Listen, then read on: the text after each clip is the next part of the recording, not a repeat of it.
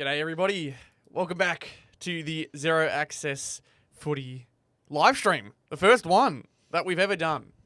This is going to be very, very exciting. I'm seeing this all. It looks way more set up and professional than I expected, but I'm really excited to see how tonight goes. I'm sure you are as well. Yes. You have been the trade man for God knows how long, but for anyone that does come in, be sure to let him know that how you think of his trades, what you think of him, and whether he's up to scratch or not. I know you have your opinion, so he'd love to hear him back. But I see Bob in the chat. He's one of my usuals on Northie. How you doing, mate? Bobbo, don't shout him out. Why not? Don't shout him out.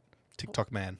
Why is he TikTok man? No, that's a different person. Oh, that's a different That's person. a different bloke. But Okay. yeah, we've got a whole lot of things that we can go through to begin with.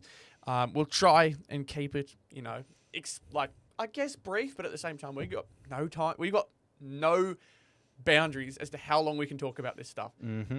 In usual episodes, It's a stream we have forever. yeah, I know. In a usual episode, we tell ourselves we can't talk. We're not allowed to have a chat. We have to be on time with things. We can do whatever we want now. I'm very happy about this. So, with that being said, the most recent trade, I want to talk about the most recent one that's just happened, which is Jamara has officially been traded to the Suns for pick 74. So, obviously, a big loss compared to pick 1, but it is your kind of, I think the term people use is cancer tax, is the idea. He is a cancer, so yes. So, there's that one. Supposedly. Yeah, but his antics have definitely dropped his trade value, but he is now a Gold Coast Sun. So, in terms of talent, my God, they couldn't have gotten a better bloke technically. We'll just have to wait and see how it turns out now that he's going to be in a different environment. So, we'll have to wait and see. Thoughts? Anything out of the ordinary? You expected? It's a risk, but you're not giving up anything for him. So at the same time, it's low risk, high reward.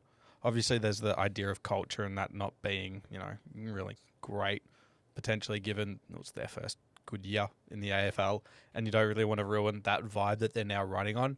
But I suppose with an experienced off-field staff as well, I think that's a really important thing for a young player who has had issues, and we completely understand that he's had issues and that is obviously not an easy time to deal with them.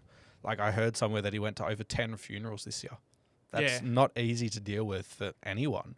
So in that aspect, I think you sort of got a feel for the bloke. But I think, an experienced backroom staff who, obviously there's a lot of Richmond in there, but at the same time, they've dealt with stuff at Richmond as well. During 2020 period was one that I remember. There was a whole lot of stuff that happened, and they dealt with it pretty well. Yeah, well, it's hard to get a gauge as to what the bloke's feeling. We've said this all throughout the year while we've given updates on some of the things that's been going on in his life and some of his antics in general. That really is the best way of putting it. We don't know what is going on, and we all kind of hope that we get to see the best of him. Because some of his best football was some of the most entertaining stuff that we saw last year. The 5-goal game was fantastic, and that was a great watch. But yeah, it all happened in one off season, and it's just kept rolling through. You hope it's just a one-off. That's really who it is. I hope it's the one-off at least, because Jamara is a fun player to watch. In terms of the fit, where's he going to take? You think he's going to be in that centre-half forward position? Do you think Ben King provides a better I think he's better off in that centre-half forward, personally. I think at the start it's going to be very much him playing in the twos and then just getting back into learning how to play AFL football again, given it was an entire year out, not even training with the VFL. Yeah. So I think that's going to be an important thing from him. So before he even plays, he's going to have to get back to it and see if everything's still there for him. I think if he does play football, it'd be alongside King and probably Ethan Reid over Jed Walter. Yep. Even though Walter's arguably the better player. I was going to say, Walter's been pretty good. I'm surprised he wouldn't be in that group. He missed a lot of the back end of the year due to the sort of fit, I suppose, with those front three not working as great. Them bringing in Jai Farah sort of helped with that alongside Ben Long as those mediums. So I think given they moved away from those three, I think it's a really interesting fit. And if maybe they trade away someone like Charlie Ballard, I could see one of them turning into defender anyway. Yeah. I'm not a huge fan of the fit forward of the ball. I'm yeah. They've now got 4 pieces, 4 major tools. Under 25s, basically, as well. Yeah, to work within that. God, do they run a 4-tall system that Hawthorn's been trying to run? Yeah, God forbid. Because, I mean, technically, Yeah. it's more talented. I'd argue at least. Because Gunston is absolutely talented. There's no disagreement in that. But Mitchell Lewis has his problems. Kausha Deer has his problems. Yeah. Who's the Marbiel Chol? Yeah. More and more consistent, but he's still not the long-term answer for them. While, I mean, Jamara outside of personal issues, he's an absolute gun. Ben King has proved to be an absolute gun. Jed Walter has shown flat. I mean, the bloke won the grand final sprint, which is something that's crazy out of a key forward like that. Ethan Reid shows signs. He's probably their weakest link, if I'm being honest. Yeah, but there's also him being more of a ruckman anyway. Yeah. So there's that argument. I'd say that their version of a 4 tools could work a bit better, but at the same time, Jai Farrow and Ben Long have been fantastic, and then Bailey Humphrey, if they can retain him, which they're getting in Christian Petrarca as forward of the ball anyway. Exactly. So, they've got so many things they can do mid and forward. It's actually a really scary prospect. I feel like they're very much planning for Ben King to leave. It does feel like that. So, I mean, you look at a forward line of Ethan Reid, Jed Walter and Jamar Ugle-Hagan, that probably works. But a forward line of Ben King, Jamar Ugle-Hagan, Ethan Reid and Jed Walter, that doesn't work. And so in that scenario, I very much feel like, okay, something's happening here with Ben King. Yeah. And you're really banking on the fact that Jamar Ugle-Hagan can work because it's a low buy. It's a former first overall pick that you get for nothing. And I do have some breaking news here. Yeah. Cal Toomey has reported that North Melbourne has rejected a future second-round pick for Jai Simpkin from Collingwood. Yeah, good. Ours was an over ask. We overthought. Yeah, 2 first-round Two picks. first rounds for Jai. God, if Collingwood took that, my God, that would be so good. I don't think they've got 2 first-round picks. We asked for it. I don't know. But there's that. Him for a second rounder, no. Would you give up Simpkin and one of your early second-round picks this year for DeGoey and a future first from Collingwood? Absolutely. Because I think DeGoey would probably be able to play more of a mid-forward role. Jai Simpkin couldn't. So then would you try give up a future first in Simpkin for DeGoey and a future first? Future first? Because I feel like if Collingwood at that stage would ask for a future first. Well, it's a North Melbourne future first too. Exactly. So could be pick 3. Yeah, exactly. It could be really, really nice for him. I'm not against it, but I can already tell you that won't happen because of what happened in terms of this draft. We did that for Whitlock. So the fact that it's gone so poorly for us, I think North are going to be like, right, we've made that mistake once. No way we're going to make it again. But Brady Rawlings has been he is low key he's becoming notorious as a GM, at least within the North Melbourne fandom, for making some interesting decisions. Yes. Oh yeah. I do see here Bob has said thoughts on Finbar to Adelaide. You caught my kind of live reaction, my initials. Yes, we did. After a little bit of time to think about it, I'm not mad at the trade because Finbar, I don't think, was going to be part of our long-term plan in the forward line. I think this is the highest his value is going to get with us. For all we know, Finbar will break out at Adelaide, and I honestly hope he does. But Finbar was a bit of a cult figure. He's got that spirit that we love at North Melbourne where he throws himself at any contest. Yeah. He provides a flying option, and that's why we love Charlie Comben so much. Hence why Finbar got so much love too. Yeah. So I'm hoping with Finbar, he gets himself in that mix. It's just going to be really, really hard for him to work it out. He's fighting maybe with Tex on the way out in the near future. Yeah. He could find himself a role there, but I think in terms of his career, I don't know how helpful this is for him. I think the trade works out well for us. We get a better pick in this year's draft, and we get a future second, wasn't it, right? So the deal is pick 57. You guys get pick 57 and the Crows future fourth, which is between pick 54 and 72. Yep. After not assuming combos and all that. For Finbar O'Malley in pick 64. So if you assume the Crows were to finish 8th, which is entirely possible, that's pick 64, and then you essentially trade pick 57 for Finbar.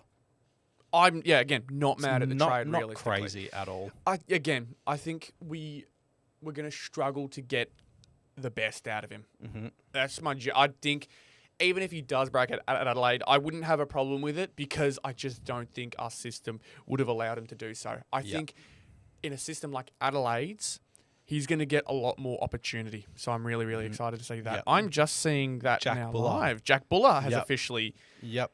been dealt off to the Pies. There we go. I got to keep my eyes on this one. I got to keep my eyes on the AFL trade. I got to be doing better. That's all right. That's all right. But yeah, that one's up. it. Jack Buller deal done. Pies giving up a future third rounder and getting back the Swans future fourth. So less value in the returning pick, but they do get Jack Buller in. So there we go for Collingwood. The hope is with this Jack Buller. I think this is the team you grew up supporting, was it not? Or it's just a Victorian club that he's trying to get to. Yeah. Yeah, so one season at the Swans has now seen him come back to Victoria through Collingwood. It's been kind of in the works and talked about for quite some time. Yeah. It is now just here though. But I need to ask, where is this? This is the live blog. So this is on the AFL site. It's not the trade tracker. It's the trade hub. There we go. I just need to look at the trade talk. I've got it here. Yeah, fantastic. Yeah, so, I mean, if you're Collingwood, a future third isn't going to do much for you. Realistically, with a team that's really old, whilst it's a later pick, it's not going to do too much in the end. And you get a player who's just going to replace that physicality that Mychek brought in that forward line. Yep. Who's, 10 years younger? So, for them, that's It's opened fine. up very well for Jack. Yeah.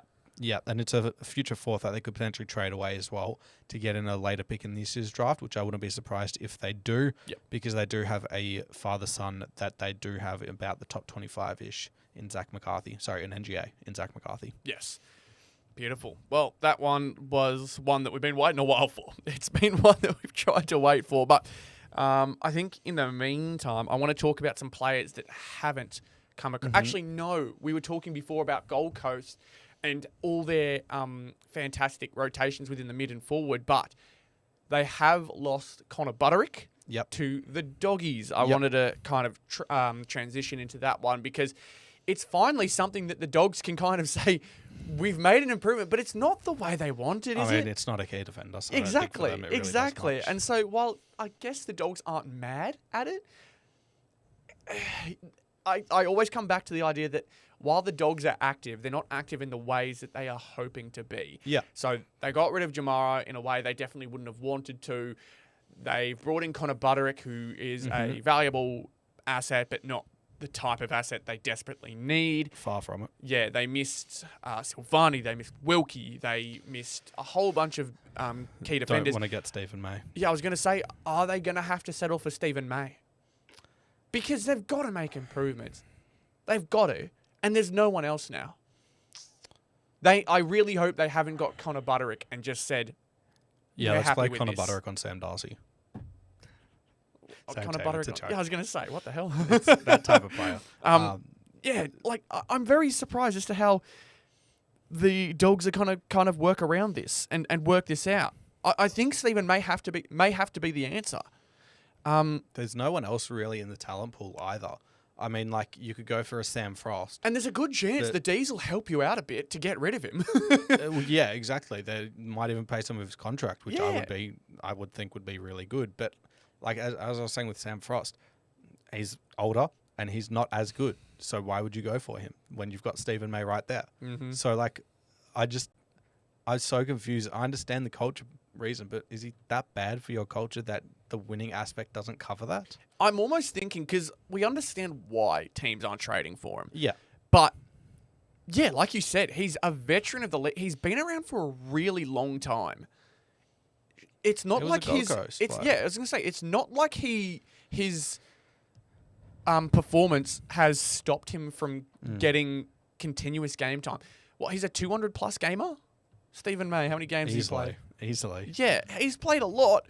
Like, there's a reason he keeps playing games. He's 33 years old, I guess, but is that really stopping them from making a trade for something they desperately need? Absolutely I don't know. It's one that is going to be really interesting to continue to look at, because I think Stephen May probably should find a new home. Yeah. With the way that it's going, it wouldn't help Melbourne.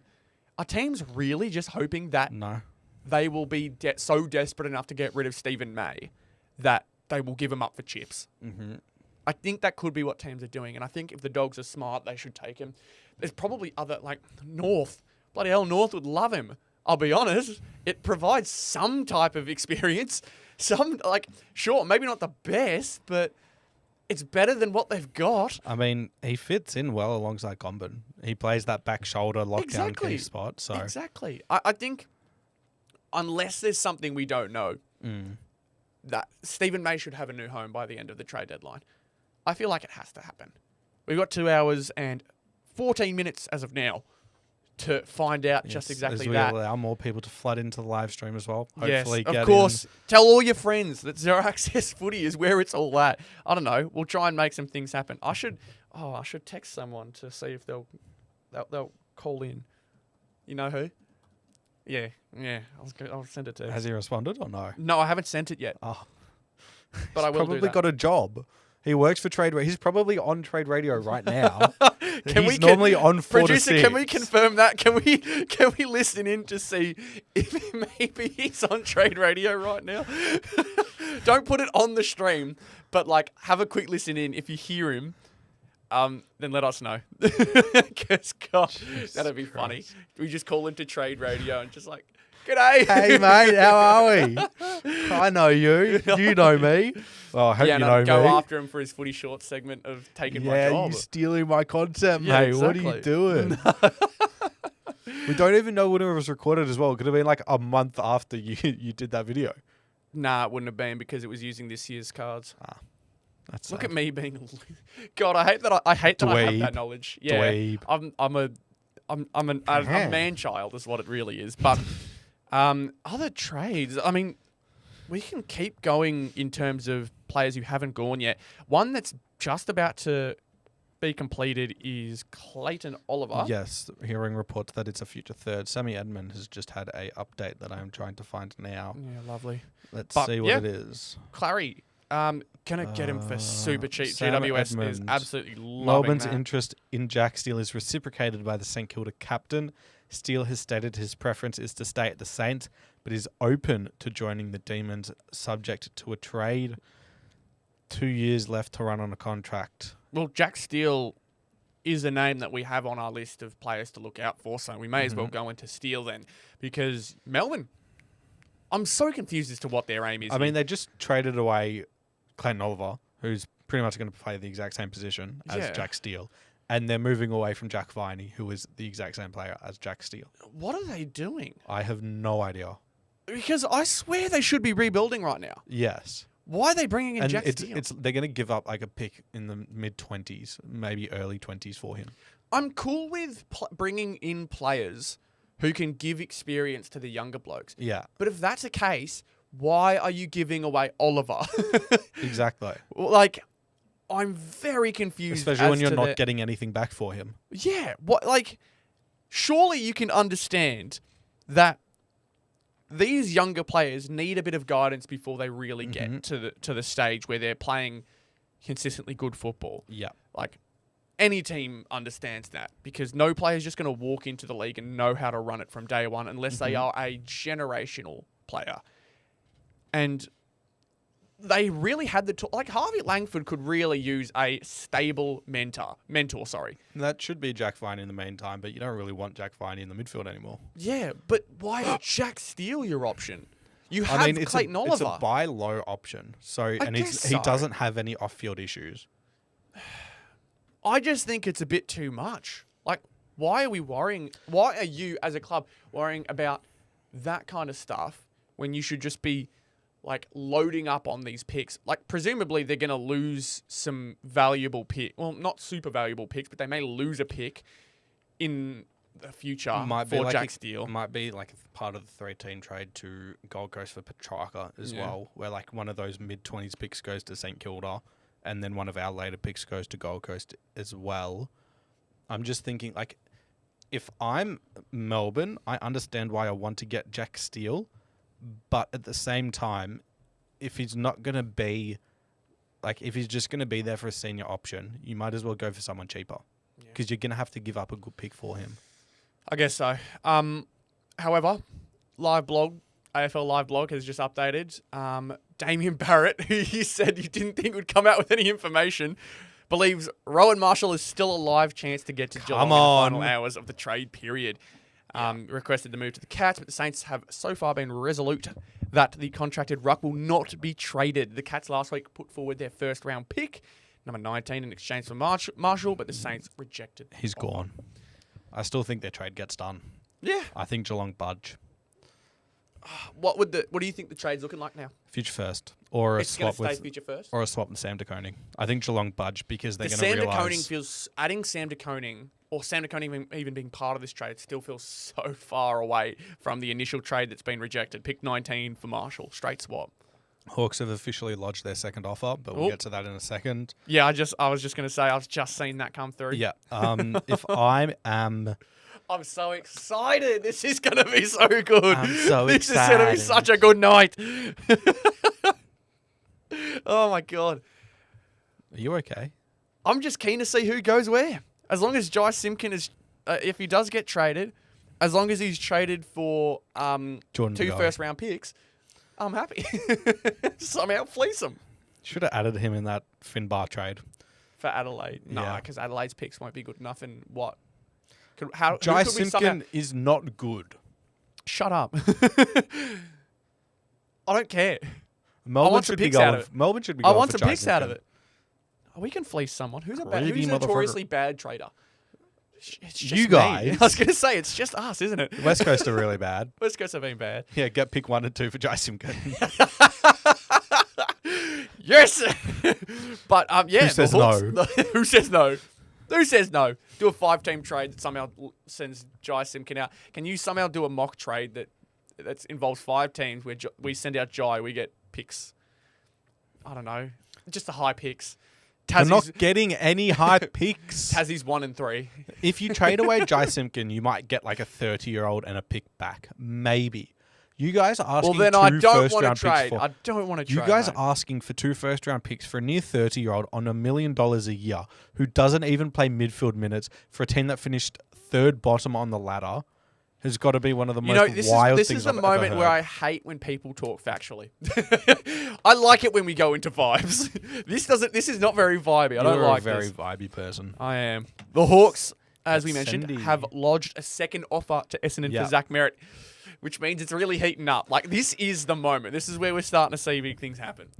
So I'm assuming this trade, I don't actually have it directly in front of me, but I'm assuming this will be their future first-round pick next year, their first-round pick in this year that we haven't talked about yet, which they traded to Carlton, which I can get up now in a pick swap. Give me 1 second. Yep, I've got it up now. So Hawthorn traded out pick 9, 31, 42, and 43. Mm-hmm. So 3 third-round picks, basically, because once all the bids come through, for pick 10 and 22. So Carlton did this to get some later picks for the Harry Dean bid, which makes sense. I didn't say Harry Bean did. Very good. Improvement. Take that a positive. The improvement is kicking in. And then Carlton obviously trade out pick 10, but they got pick 9 in return, which is risky business. But if they get the Sydney's pick 11, makes for a pretty funny joke. And it means that they still have to trade it away anyway, but a team might be more willing to go for pick 9 over pick 10. And the JSOS compo, I don't really get why they traded it out, but I sort of see the point of getting in maybe more later picks that you can use to trade up together. So for Carlton, I don't mind it. I think it's not the worst trade they've ever done. But Hawthorn, it makes sense to do this to be able to get that in. Yeah, it's all in use for the Merrett deal, I'm imagining. All these picks that they're so if you're looking at Hawthorn now, what they'd have in terms of ammunition for this Merrett deal, it'd be pick 10, which is obviously they got from this, pick 22, a future first, and probably a player as well, maybe Henry Hustwaite. I was going to say Hustwaite seems to be the one that always keeps being brought up. The original trade had 9, and it was 2 other picks, right? 9, a future first, and then it was pick 31. Yeah, so a clear upgrade in terms of the current draft right now. I had a discussion with family in regards to how this Bombers and Hawks trade happens, because my thinking is that the Bombers are trying way too hard to win this trade, I think. Realistically, right now, no matter what's traded, the Bombers are going to lose the trade in everyone's eyes because they're losing. In the Zach short Merrett. term, yes, 100%. Yes, exactly. But the Bombers are trying way too hard to win it right now. Yeah. So much so to the point that, like, all the tactics, which I've mentioned have been smart, is that they've stood on their ground and said, we are not trading Zach Merrett, right? I think for a lot of people, they clock that as an intentional play from Essendon as to them saying, if you want Zach Merrett, you need to give us more, or need to give us as best as you can. Yeah, it's going to take a lot to get him. But at this point, it's like, if you don't get him out, it's going to be a real stat. He's going to leave next year. Yeah, if you don't get him out, he's going to have a miserable season. Yep. It's all that's going to be talked about for Essendon. They won't be able to get over it. Hell, you'll have the problem of, does Merrett keep the captaincy? You may, like, is there a world where he doesn't play for them next season, even if he's still contracted? He has to play. Yeah, but God, it's going to be a tough one. It's going to be a tough 100%. One to like keep this all under control, I think, for Essendon. They need to make the trade happen at this point. It's a tough one. It's a tough one for Essendon. But yeah, they have to get out of this mindset of we need to win the trade. It's just not going to happen. Yeah, so Bob in the chat, Bob, the offer would be pick 10, Hawthorn's future first, pick 22, and then we're thinking of a player like Henry Hustwaite, like Cam Mackenzie. Henry Hustwaite. There was another player that was potentially, I can't remember who it was. There was a different name. There was Cam Mackenzie, who's been rumoured, but the Hawks are pretty confident that they don't want to let him leave. And there's also Mitch Lewis as a key forward. Mitch Lewis, I think, was the other one. Bob's just said in chat. Mitch Lewis. He's on it. Good on you. But Mitch Lewis, is the other one. Bob, you can take our job. There you go. He's the new trade guy. Bob, you should start making YouTube videos. You're not the new trade guy.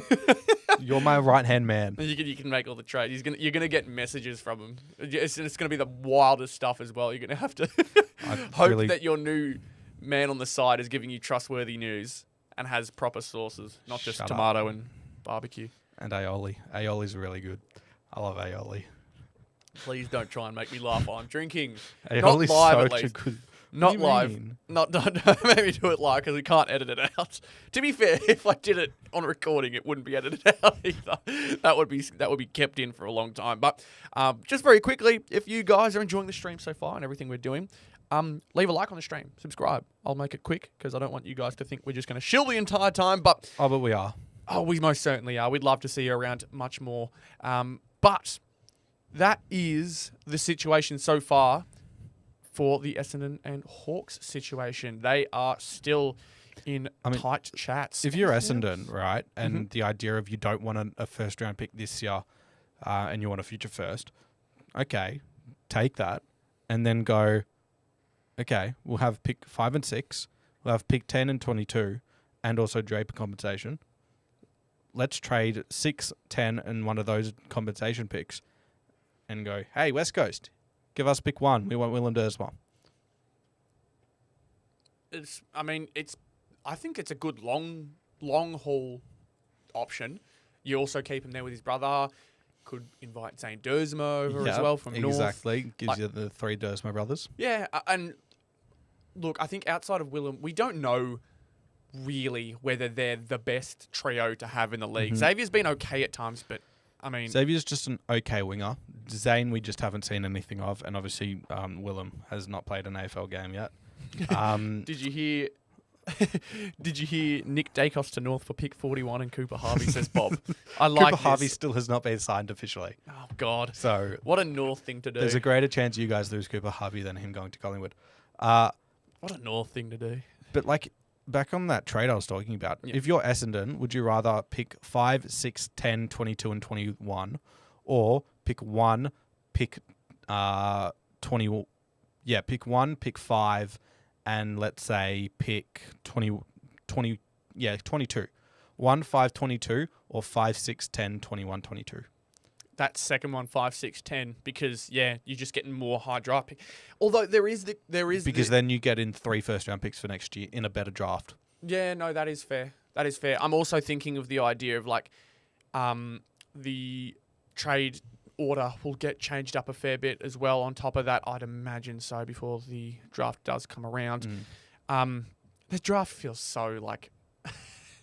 I feel so bad for all the teams at the bottom. It is so Feel bad so for me. hard. I'm gonna have to carry you in the draft. You really got are. no idea. You really are. How do we get Dylan Alexander back on this podcast? We message him. Yeah, no, that is fair. But like, how on earth? He's going to be the busiest man during the draft period. It's going to be crazy. Everyone is going to be reaching out to him. Yeah. We're lucky where we've done it before. Yeah, we got our licks in. We're happy for him. I think he's streaming tonight as well. He's on True Footy tonight. So best of luck to him and the boys over there. Can they come join us, please? Can they come join us? We'll get all of them in. Yeah, why we not? need it. Why not? We need it. We are officially under 2 hours until the deadline's over. Let's go, baby. Let's go. Any more news? No, I've been refreshing it as well. Nothing just yet. It happened in a very quick span of time, but we haven't seen anything just over 10 minutes. I'm getting withdrawals now. Everyone I know is streaming. Saints TV, Alex Footy, Cardman streaming. Why That's are they all all right. streaming? I thought we were going to be doing this. Zap is where it's at. We're doing it here. Can't wait to hear Druzy say that Nick Martin's a good kick. So, like, why? Why was that stray necessary? It wasn't a stray. You're always going after people. Oh, thanks, Bob. Yeah, I love Bob's you a too. legend. We love Bob. What else? Please be over 18. I don't want to say that. No, he's definitely not. Fuck. I'm so done. I'm so done. Clary, let's move on from that. Clary, yeah, that was the one that is surprising to me because GWS is going to absolutely fleece Melbourne in terms of this trade, because this trade absolutely. This trade for Clayton Oliver, Melbourne are doing everything they can to get him out, which is Melbourne are paying close to $1 million of his salary to keep him. What the hell? Kick him out. And GWS is going to give up a third rounder for him. Yeah, a future third. Yeah. When they've got pick 34 in this year's draft, or pick 37, or something like that. Just like mind blowing. How much of an L can you take in one trade? I feel like surely before this trade gets finalised, Melbourne goes, actually, can we do a little more? Actually, we're paying $1 million of his contract. We want a lot more than just a future third round pick. I feel like that's going to be confirmed very, very soon. But yeah, no, I'm dead set getting withdrawals from from news. I need something because we still need Petrarcas to go through, potentially Merrett to go through, Kernos to go through, Oliver, obviously, Marshall or Steele. Oh my god, Buku Kama still needs to be done, which I'm assuming one of these. I'm picks. excited. I'm so excited, and it's all going to happen within like the last 30 minutes. I already know it's going to be the started case. Streaming too early. Yeah.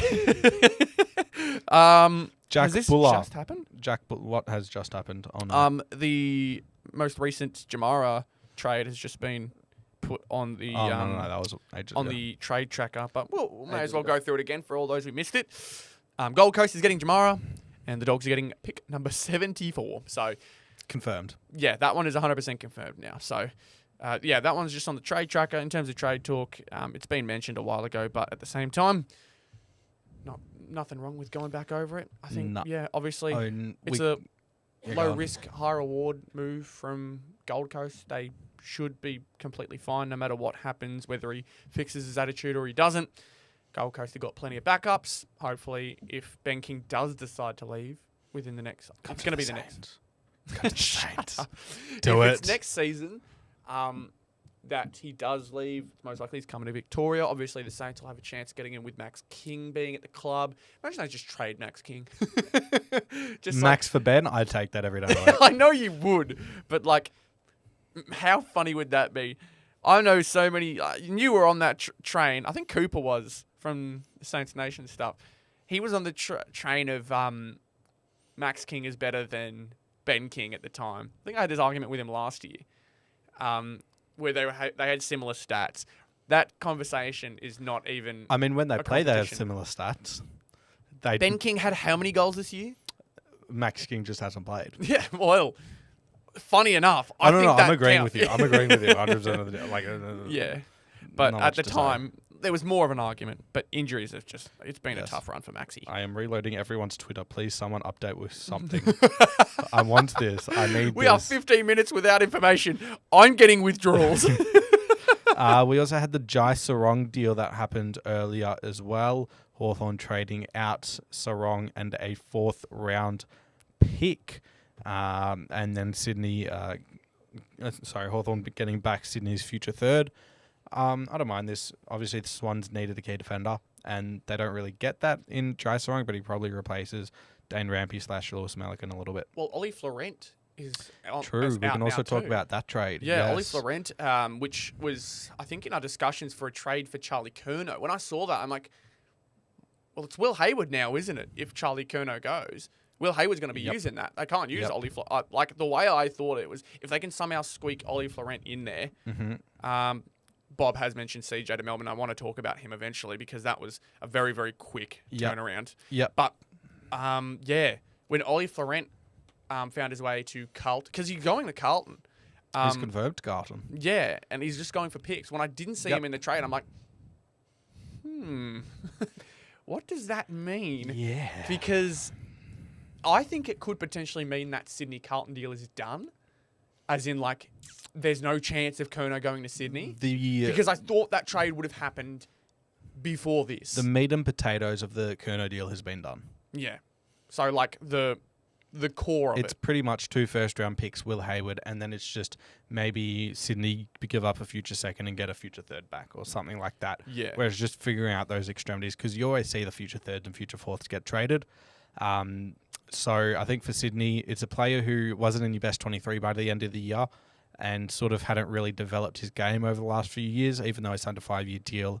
I felt like that was a bit rash. But, I mean, you sort of get off a bit of his money in that scenario to be able to take on Curnow's, which I think is pretty smart for them. I do have an update here from Tom Morris. Cash, the only hold-up for Clayton Oliver, a future 3rd rounder, has been agreed. Wow.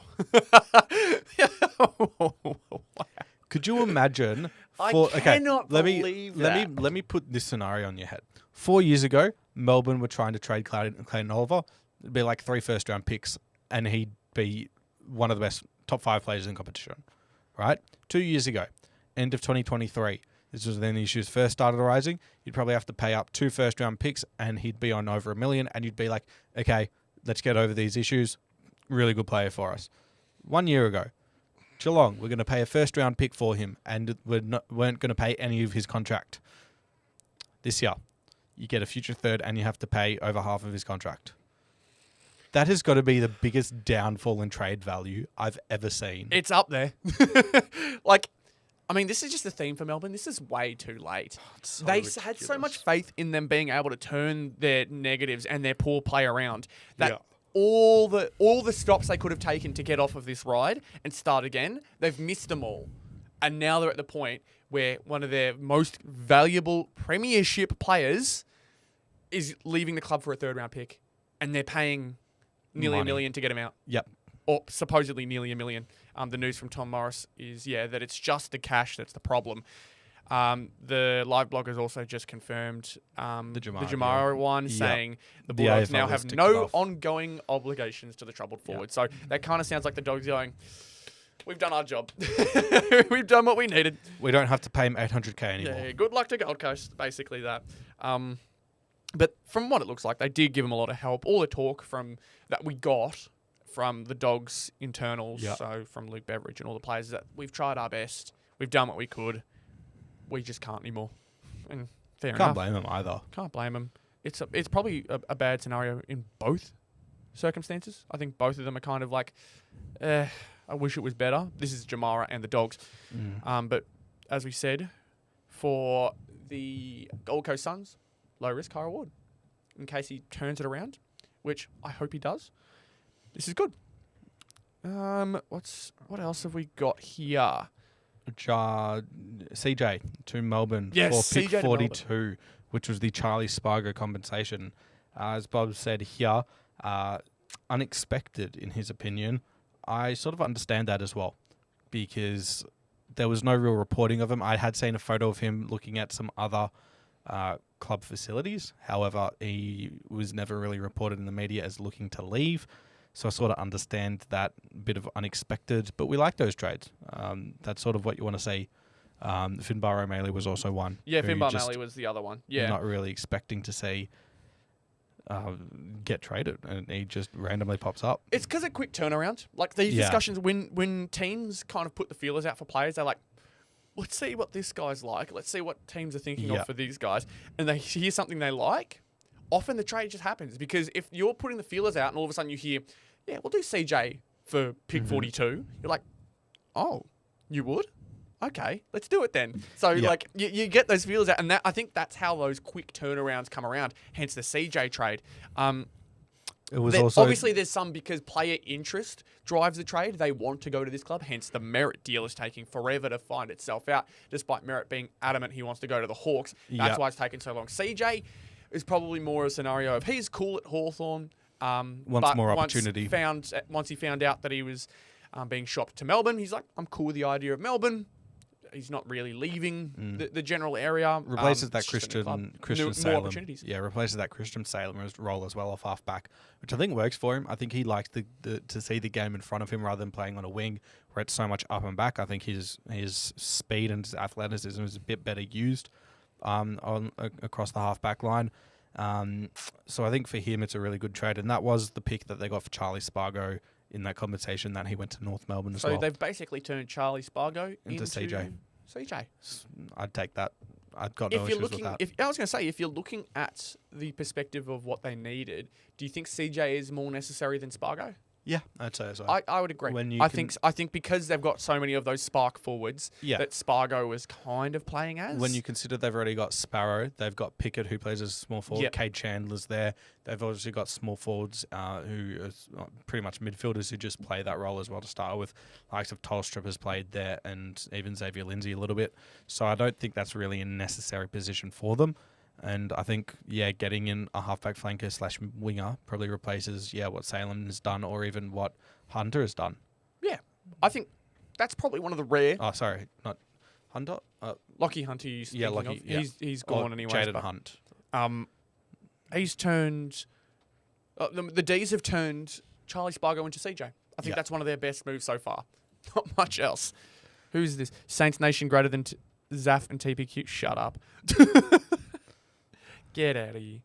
Get out of here. Saints Nation's dead, mate. They're dead.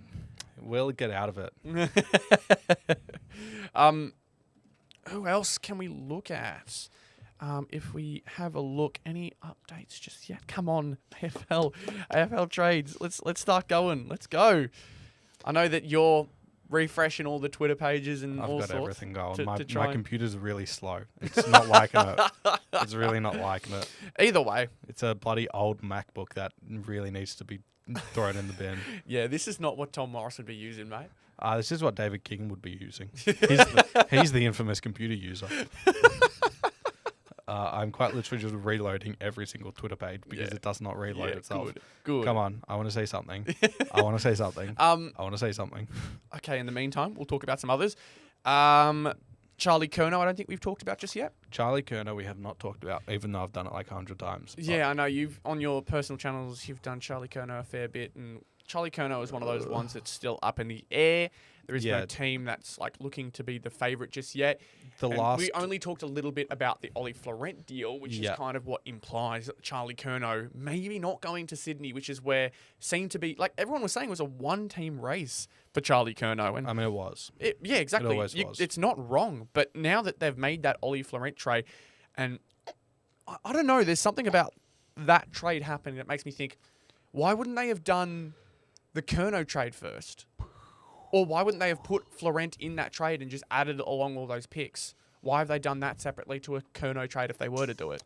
It's probably the idea of making sure if it was part of the Curnow trade and the Curnow trade eventually doesn't go through, you don't then need to go back for Florent. you've just got the time to be able to simply deal on one rather than needing to miss out on that and then miss out on both. My hope is that they've traded Florence so that they can trade again for him to come back, and so he's They technically. can't do that this year. Well, there goes the fun. It's like the same thing with your draft picks. If you trade away, let's say, pick 22 in this year's draft, you then can't trade it back in on draft night or something. That's not how it works. The AFL's gone soft.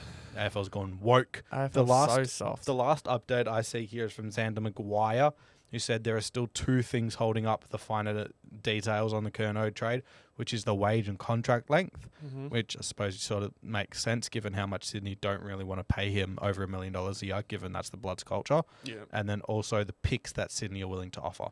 So exactly what a trade is. So the finer details holding the trade up are what a trade is. Stellar work there. Thanks, Xander. Guys, you wouldn't believe it. The trade is being held up because of things to do with the trade. Can you believe they haven't agreed on a trade yet because they don't agree what Charlie Curnow's worth?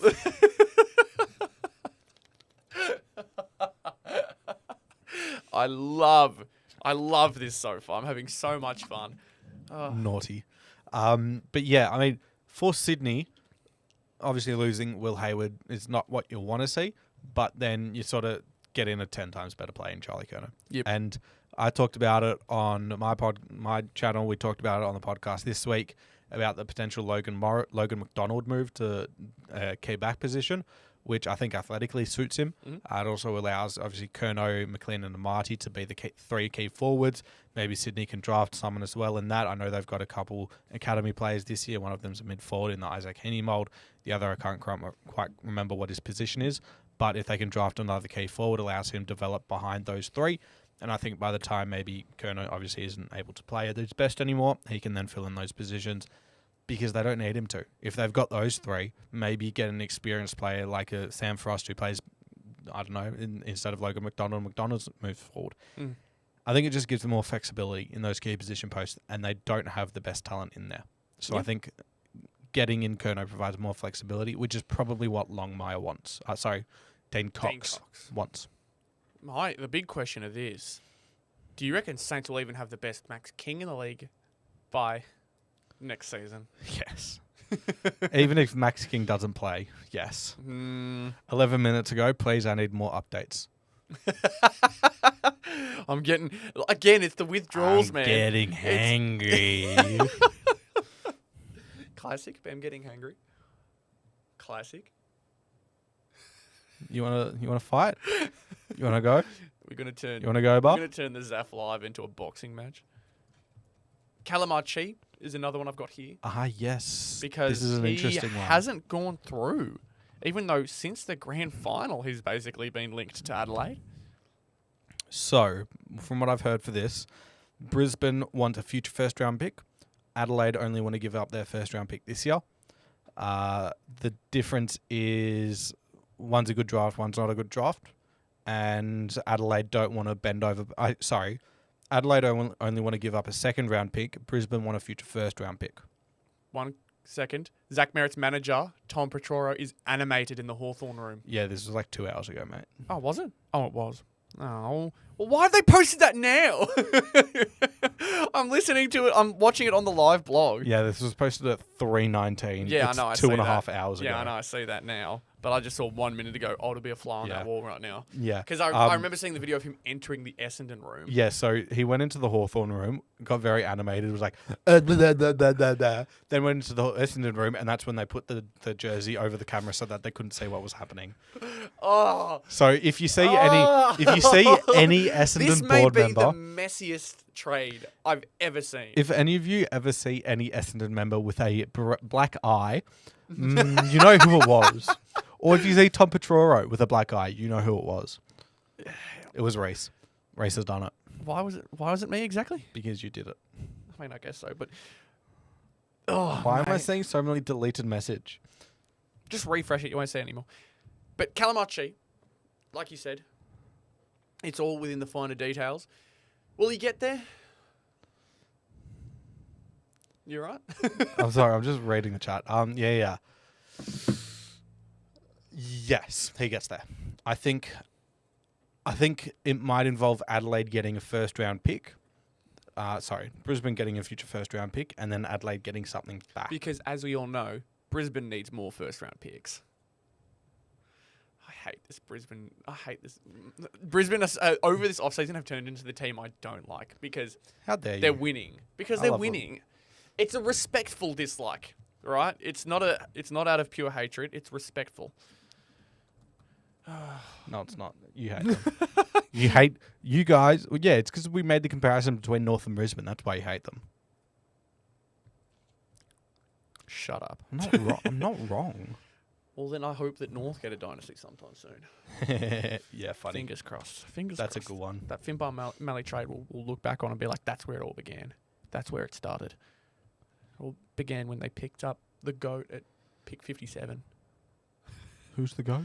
I don't know, whoever pick 57 is. Who's the goat? Shut up. Another one that I've got here under not yet, but it almost seems like not at all, is Elijah Hollins. Oh yeah, he's just gonna get paid out. Any chance he comes back to the league? No. No?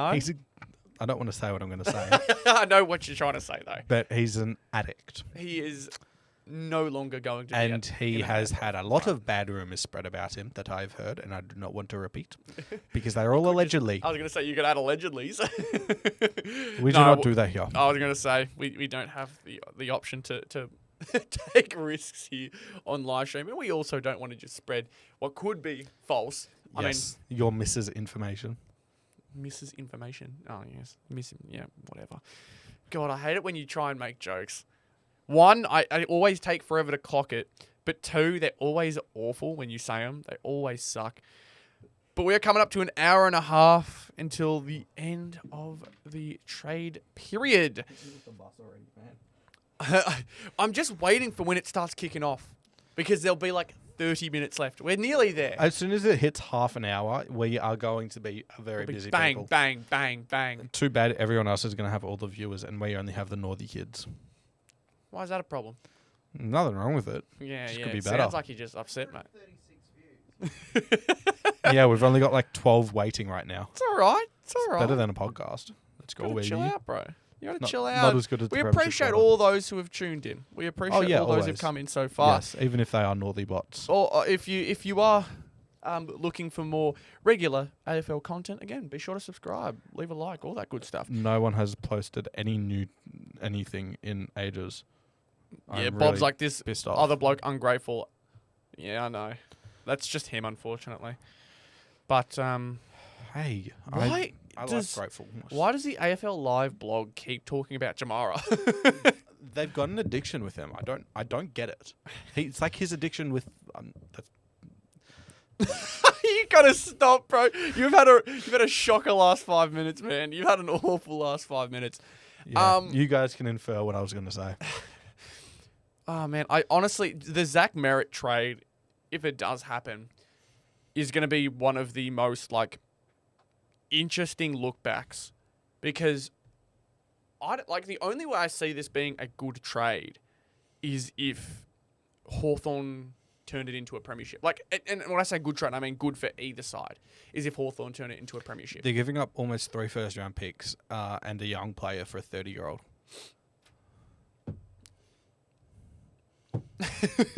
Got nothing to say. I think it's just going to... I'm very worried for both of them. Well, not worried per se, because I'd very happily see both of them struggle. If Essendon get 2 first-round picks and a player back, I think they win the trade. Not now, though. Yes, right now. You think so? Unless Hawthorn win a flag, I don't think Hawthorn win the trade. I just don't trust Essendon with the picks. I don't trust Hawthorn trading in Zach Merrett. Yeah, but where are those picks? So the picks that they're going to get are going to be high up there because that's what Hawthorn have traded for. They've got 10. They've got 22. What all the ones you had said. Go back and watch 10 what he and said. 22. Yeah, there you go. You got it right. You got to have more confidence in yourself, buddy. You're so much more up to date with the trades. I'm trying to stay up to date with it, but there's just so much going on. That's what you call being autistic. I guess so. I am. I don't think you'd have to confirm it for anyone, but I am what I am, and I will always be what I am. that's all good. with the Merrett trade though, I just don't see it being a win for either of them. I really don't. I mean, the good thing for all the Essendon picks, the players who are picked up by Essendon, they're going to have a lot of opportunity. Like, the players they've brought in so far, brought in Fiorini. They're not going to have Nick Martin all season. So that's an opportunity for a young bloke. But the problem is, they've already blooded so many young blokes last year. They're basically going to have 18 kids fighting for a spot, which doesn't sound bad in a vacuum. But I'm just trying to figure out. Why are you smiling? I just got what I heard. Producer was laughing at. Yeah, I realised that as well. I know he was laughing. I was hoping we could move past it. Not age appropriate. I was hoping we could move past it. Producer, you very much said don't make those jokes, and you're all laughing at something that I didn't even make a joke. Producer, give it here. Producer. Producer. Yeah. Pass it over. Pass it over. What's Are we hoping for an AFL return for this man? Saints VFL return. Saints VFL return, yeah, true. Great. There we are. Get Deserved. himself back there. I might need to move a bit more across, actually. There we are. Saints Nation. My goat. Saints Nation mentioned? Jack Billings, goat. Jack Billings mentioned? Jack Billings really is the goat. Can't you agree? Shut up. Hey, don't say it. Don't say it. Don't say it. Don't say it. Don't say it. Don't say it. Any I hope more Jim news? comes back to... He goes to North and has a career year. I think it's a good idea to get onto an idea that we wanted to talk about. Yeah. Anything in particular you wanted to get to first? I kind of want to look at the draft. I kind of want to look at the draft, is what I said. Oh my god. We're at the hour point now, and apparently an hour is where I just clock out. But no, let's have a look at the draft. Cal Toomey's Phantom draft is kind of what I've been looking at. Bad boy. In terms of how to gauge what we're doing. Cal Toomey Phantom draft. Because there's definitely some players that, well, I guess from a North perspective, I'm a very biased North fan, but from a North perspective, I look at what, this is from August. I need the most recent Go one. on, old man. What are you September. doing? Yeah, because it's been changed around a bit. Willem Dersma is at 1. Here we go. So this is the most common one. Oh, have we got a doc for it? Hold on. Hold on a second. We have something for it, do we? I have something for it. Ooh. I am actually prepared, mate. No, you're always prepared for that stuff. Yeah, baby. But the Google Drive that has all of the draft orders, whereabouts is that? That's on my shed. Let Okay. me share it. Who do you want me to share it to? Zero Access? Or Yeah, Reese? just put on the Zero Access. But I'll just have a quick look at the Cal Toomey Phantom draft. yeah. So Willem Dersma was predicted number 1 for the month of September. I haven't been keeping up to date with him, but Willem Dersma, of course, has still been up there. He's still one of the top 3. Zeke Hewland, who previously in the month of August was ranked 1 for Cal Toomey. So he's dropped down to 2. That's, of course, a NGA. So, NGA. So, Well, you couldn't have been... Mate, just ruining me in the mud. but Zeke Hewland, is a NGA pick. So the Suns are going to have to get some picks together to get him, and I think they have been in the meantime. Cooper Duff Tytler, who was getting a lot of excitement during our chats with Dylan. He was potentially pick 1 at some point. In the month of August, he was pick 2. Yep. So he's slid down for Dersma. So clearly Dersma's been impressing. Dylan Patterson from the Gold Coast Academy. Bro, stop showing off your ball knowledge. I'm just reading. I could tell. That I was ain't the got joke. no ball knowledge. I Oh, got that was the none. joke. I'm just reading. Can you full screen that so that people can't see the URL? Oh, yeah. How do I full screen it? Producer, we need help. And then Dan Annabelle, Brisbane Academy. God, the amount of academy picks. Yeah. The amount of Yeah. academy picks in the top 5 even. Sullivan Yeah. Roby, who's been talked a lot. He of has as a bolted like Yeah, I was you gonna wouldn't say, believe. massive bolter. He's literally listed as new on Yeah. this at pick 6. Yeah, so he looks seriously good as a midfielder. I mean, he sort of played a bit more half forward at the start of the year, which is sort of why he didn't get the opportunity to shine. Yeah. But you look at him now, he's got a body that's AFL size. He can play in and under and win the ball himself, but he's also really good on the outside. He's a good kick, not really on both feet, but at least with his right, he's pretty damaging. He can hit the scoreboard as well, which is what you want to see at the junior levels. And so I think in terms of a profile of a player, he's exactly what you want in this transition midfield league. So, Sullivan Roby, yeah, he's just jumped out of nowhere.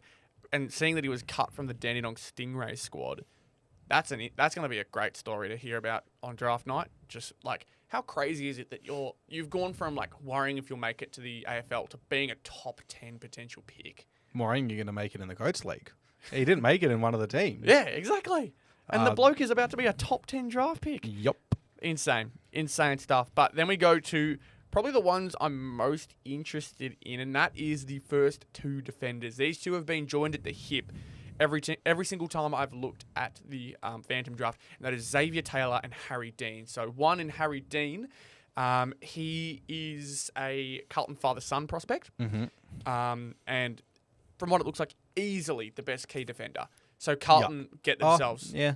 I mean, he's a smaller key defender, but he's still a key defender. Yeah. And Xavier Taylor's still up there. And Well, Harry he's more Dean's of at a medium. 193, Xavier Taylor's at 191. Yeah, if you were to make a comparison in play style, you've got James Sisley in a sense with Harry Dean, and then you probably got more of a Braden Maynard type with Xavier Taylor, who's just happy to do the in and under stuff, lock down, and just ruin a small forwards or medium body today. Yeah, Xavier Taylor's the bloke that I really want. I really wish North would be able to get, but of course. I mean, if you trade up 2 of your second round picks to, let's say, if we didn't make the Richmond trade, it shouldn't even be hypotheticals. It shouldn't even be like, oh, if you could trade up here. Who would It you should rather? just be you have Xavier Taylor. To be fair, Whitlock versus Dean isn't that bad of a payoff. It's just more the fact that we need a defender. Yeah, Whitlock was brought in as a forward. He's man. basically what we thought. Trembath has basically taken Whitlock's, like, the thought of You Whitlock. can now trade Whitlock as a key defender. I hope so.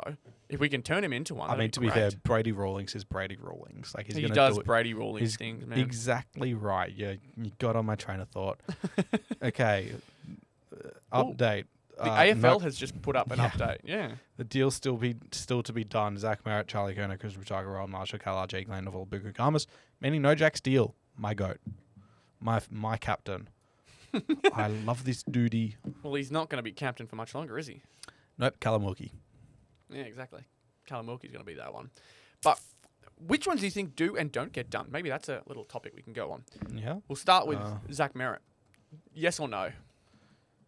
Yes. I'm on a yes as well. There's no way all those conversations are happening Yeah. if they don't want to trade. And to there's happen. no way his manager's going if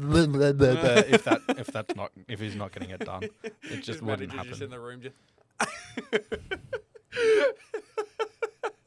Charlie Curnow. I'm leaning towards no on Gets this done. one. It so obviously gets done. I mean, they basically agreed upon a trade. Yeah, I guess so. I've just got a small inkling, but honestly, so much discussion has been had. Charlie Curnow is so keen on not being a blue. Yeah, I take back what I said. I think he's gonna be traded out. Good I just boy.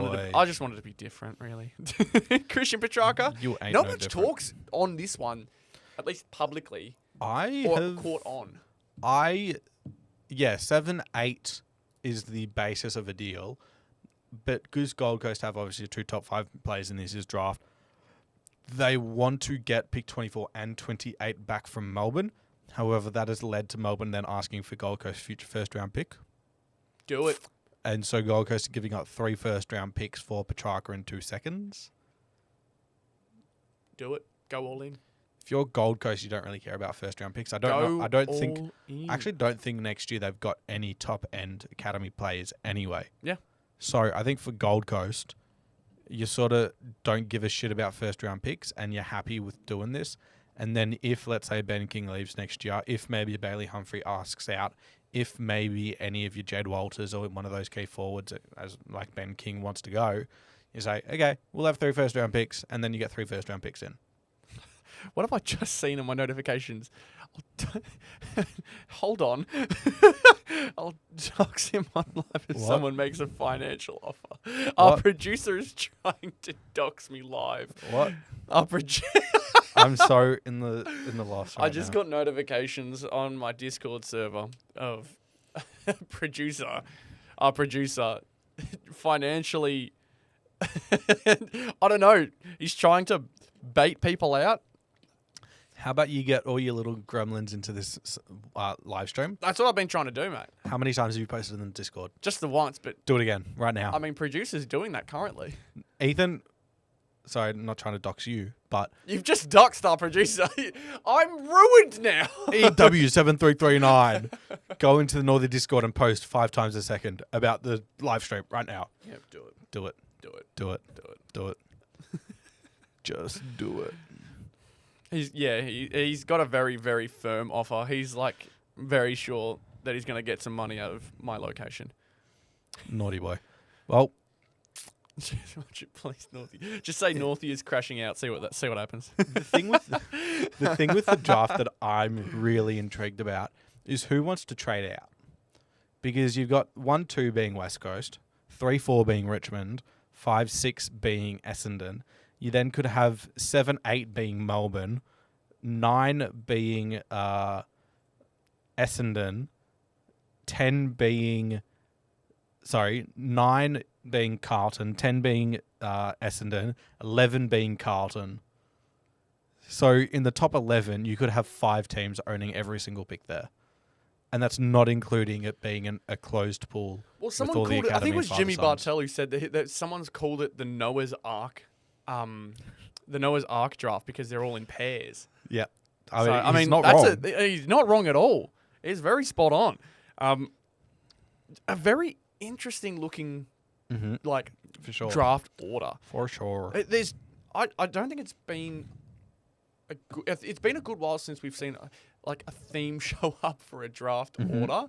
I don't know. Last year I wasn't really worried too much about it. I was just worried about the prospects. But now just knowing like assigning them to teams as well. Like these are going to be blokes playing at their best with another person on their level on each of these teams. Yeah. It's a very interesting scenario. Like North's had it a couple of times where it was Wardlaw and Sheasel, and then the other one, McKercher and Dersma, where there's been like one really good and one trying to work it out themselves. So like hopefully for these teams, their hope is that they'll get 2 hits, and obviously the best one being West Coast. If you're West Coast, for me, you're taking Dersma and Duff Tyler. If you're West Coast, or if I'm West Coast, not if you're West Coast, because you just said that if you're West Coast. If I'm West Coast, I'm trading back. Really? What are you trading back for? Okay, potential trades to trade back obviously would be the Essendon version, where they go, okay, Essendon, give us pick 6, pick 10 that you get from Hawthorn, and then give us also pick 21, and then we'll give you pick 20, which one's West Coast, other pick 13. So 1 and 13 for 6, 10, and 20. Let's go the other pick, 27, that I'm seeing here. I think if you're West Coast, you say, okay, we got pick 2, we got pick 6, we got pick 10, and we got pick 22. I think you're in love with that. You get a really good player in probably Cooper Duff Tyler. I was going to say Cooper Duff. That's a have to, right? Yeah, I think so. And then you get pick 6, maybe you can get a Dyson Sharp, who's that in and under bull who pairs really nicely alongside Hewitt and Reid in that midfield. And then you also go Jacob Farrow, who's a WA talent. You still get in front of Fremantle, which I think is really important because they would also be keen to take him to help that halfback line. Yep. And he's able to develop on the halfback in the likes of Jordan Dawson, in the likes of Ed Richards, in the likes of Hayden Young as well, where they develop into the midfield and become a genuine gun of the game, because I think that's the potential he does have. And I think if you're them, he works alongside Liam Duggan, and I think that's another avenue they have to be able to move players around. And then you also have someone in the 20s where you could go for another key defender maybe, even though they went for Tyler Young. I think they'd prefer that over Dersma and Cooper Duff Tyler, and then having pick 13. I think that'd be their preference. Okay. I get what you're saying. It's also just bringing in more talent.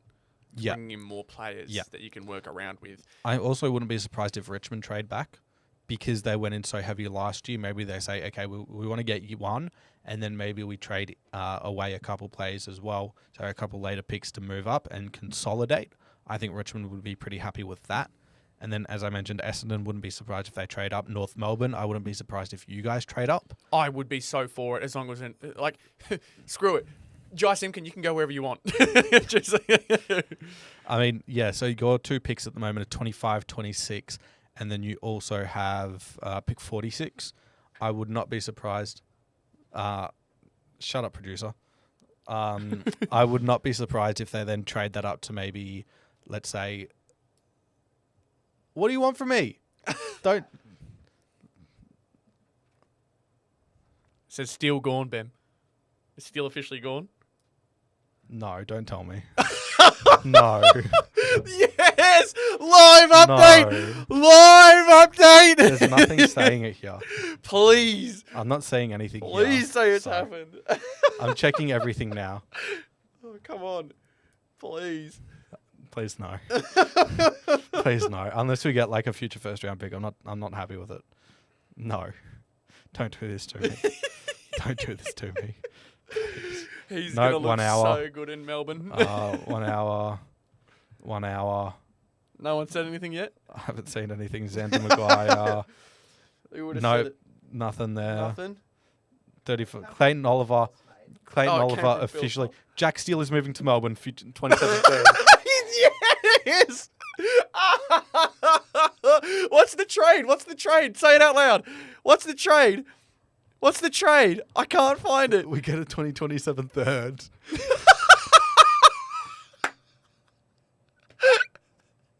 Your captain got traded for a 3rd round pick. Oh my God, that entire legacy he had winning all Australians, doing all that. You traded him for a 3rd in 2 years' time. What the hell? Why the fuck were we so adamant of not trading Lee Lear for a second round pick, but couldn't get one for fucking our captain? What are we doing? Yes! Oh my God! North Melbourne's smarter. I can't believe it. Oh my God! I might cry. And they misspelt his name in the tweet. Who did? The AFL Trade Radio tweet misspelt Steele. Oh, that's cut to me. That's so That's come to me. disrespectful. Oh, that's incredible. I don't believe that. There's Oh no my way we've just done God. it for a 3rd round pick. For a 3rd? There's no way. We were making fun of the Clayton Oliver trade. They You just got did that. They just got a 3rd round pick from GWS for Clayton Oliver. That's just as dumb. But we've already talked about Melbourne just swapped Clayton Oliver for Jack Steele. that. We've already been talking about that. And I told you that was a dumb idea. That's stupid. Melbourne are going to be paying like $1.5 million for 2 players that they swapped. Oh, man, that's funny. Oh, so many. Like, GWS is the only winner here. What did St Kilda do? What did we do? You just got... Why? So St Kilda's the big loser. You could maybe argue Melbourne's won. Melbourne get a player who's technically cheaper, but they're still paying all of Oliver's contract. GWS is the big winners in this. GWS, massive winners. Like, just get him for a 3rd. Future 3rd round pick leaving to Giants to Melbourne for Oliver. I swear to God, if we go back for Lee Lin now... No, I think he's already set to sign for 2 years at GWS oh now. my God, I'm gonna... That's really bad.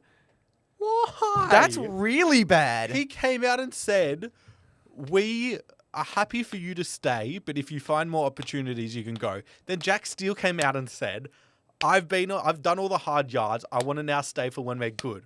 Why the fuck would you go to Melbourne? What are you doing? We had time to get even a second round pick. At least my club tried to get 2 first round. Your club could have been a little bit delusional. I actually don't know what's worse. Us trading for the third round pick for Or Jack us Steele. Or trying you guys to get trying to get 2 first round picks. At least we're confident with our player. You told your player to get lost and then gave him up for a 3rd round pick. I'm so sad. I'm so sad. That's awful. We've literally traded our captain for peanuts. Wow. There has to be more to this deal. Wow. There has to be more to this. There's no way it's just a straight swap. There's no way it's just a straight swap. Jeez. What a bomb. Drop the bomb. Sam Edmund, like an hour ago, literally said Steele's preference is to stay with St Kilda. Oh, it's just everything about that. The fact that they misspelt Jack Steele's name in the official Trade Radio tweet. Jack Steele has only got a 3rd. So Jack Steele has added a year on his contract, locked in until the end of 2028. So he just went for money. Melbourne must be paying so much money next year to no one. What the hell? Melbourne is in ultra rebuild is all it sounds like. But, like, are they? They're getting in Jack Steele. Like, he's not amazing, but, like, he was doing some decent things for you last year, like the small things. I'm so confused with that trade. On both sides. I was originally confused. That's the first time I've ever crashed out. I was originally confused as to, like, why Melbourne was doing it. Now I'm confused as to why St Kilda's doing it. Like, not even for the fact that they were okay with Steele staying. Why was it the 3rd round pick that got you over the line? Why was it 1/3? Yeah, you're right. There has to be something else. We have traded pick 8 and Jack Steele for Sam Flanders and a future 3rd. Oh my God. Where? What kind of move is that?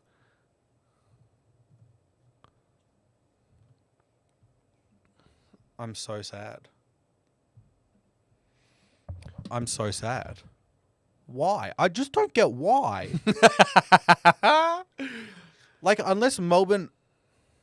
This is the 2027 draft. You know what happens in the 2027 draft? Tasmania. That's going to be pushed back to a 4th round pick. Technically, you've traded your captain for a 4th round pick.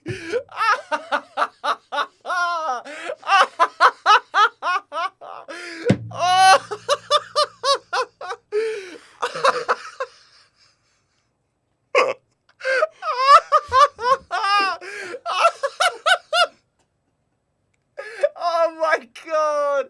Oh, that's so funny. Oh, it keeps getting better. Oh, it keeps getting better. Why? Oh, that's so funny. Oh. We have traded our captain. You guys have had such a good off-season And too. it's not like he's on big money, so it's working against us. He's on literally like the $450K a year. That works in our favour to get a better deal. You traded it for a Oh, I can't wait for you guys to trade Jai Simpkin for a 3rd round pick as well. Yeah, we're gonna do something. Like, I can already see it happening. Oh my God. I'm trying to log into.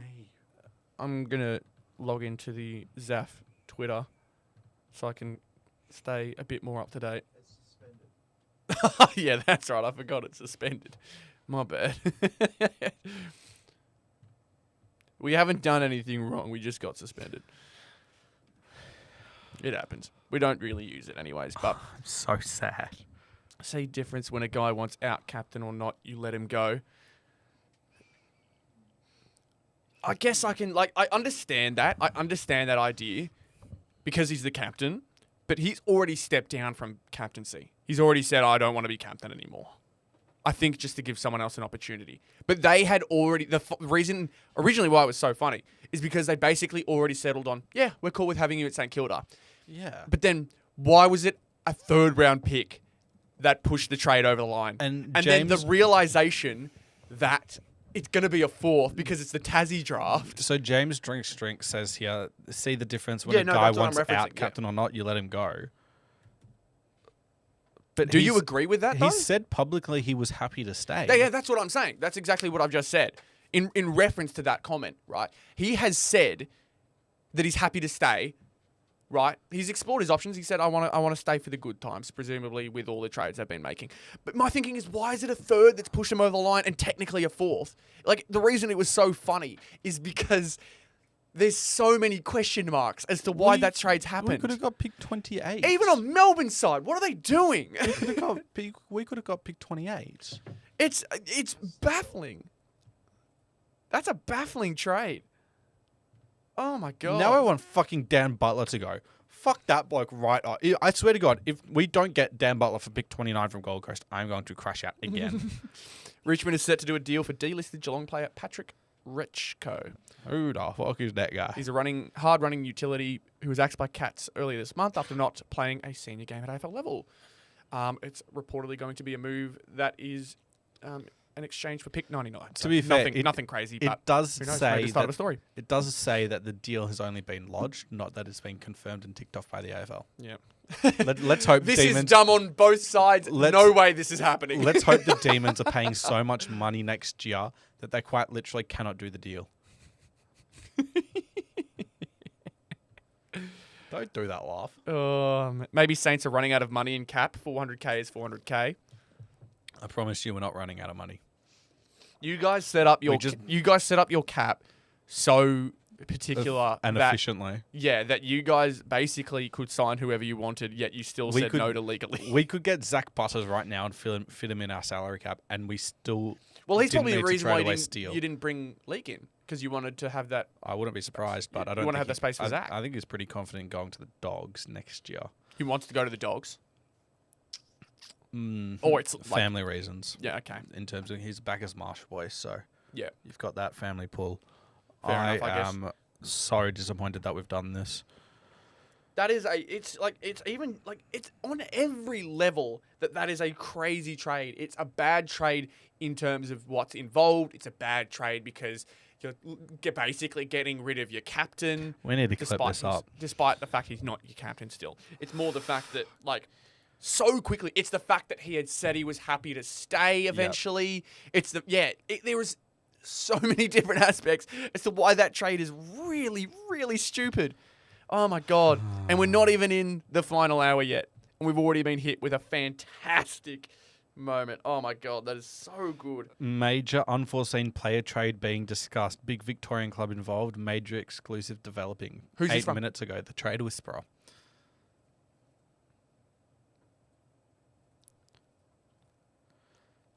It's going to be Nick Dacos to North. Please. Next, Naz to Collingwood for a jar of peanut butter. I'm I'm so sad. That trade is... I was talking about draft stuff when it They happened. I don't want to say they've lost all morality. But Exclusive breaking news, apparently. 30 minutes ago, Collingwood have re-entered discussions for Stephen May. Fair. I don't know if you heard that. Producer Ethan has said, please no. But there you go. I said Stephen May had to go somewhere. I swear to God. Collingwood was the one that was mentioned a lot. And I had mentioned North and the Dogs. They both wouldn't mind having him. But yeah, Collingwood was the one linked the most. Please give us Rowan Marshall for Sam DeConey. That would be the only thing to make your night a bit better. God, that's funny. God, that's funny. Oh, thank God. I think that's going to be the best reaction. Someone said track deal is done. Ooh, missed. Is it actually? I like that. Can you go look for that one? Twitter. I see people in my Discord saying all of that. Maybe it's a false because it says 3 firsts with picks it going could back. be 7, 8, and then that 2026 first round pick that I was talking about for 24 and 28 back. Yeah, no, Checking okay, that Cal makes more Twomey. sense. Christian Petrarca deal done. Yep, it has been officially confirmed. Christian Where's that? Petrarca is heading to Gold Coast for 3 first-round picks, and deals going. Well, picks we going had- back as well. I was going to obviously. say, we had discussed that. Is Gold Coast willing to give up 3 first-round picks? Clearly they considering- are. Yeah, considering how many. And I did say, go all in. Guess what's happening right now? What's happening right now? Melbourne don't have that 3rd-round pick. Watch them get a 3rd-round pick back.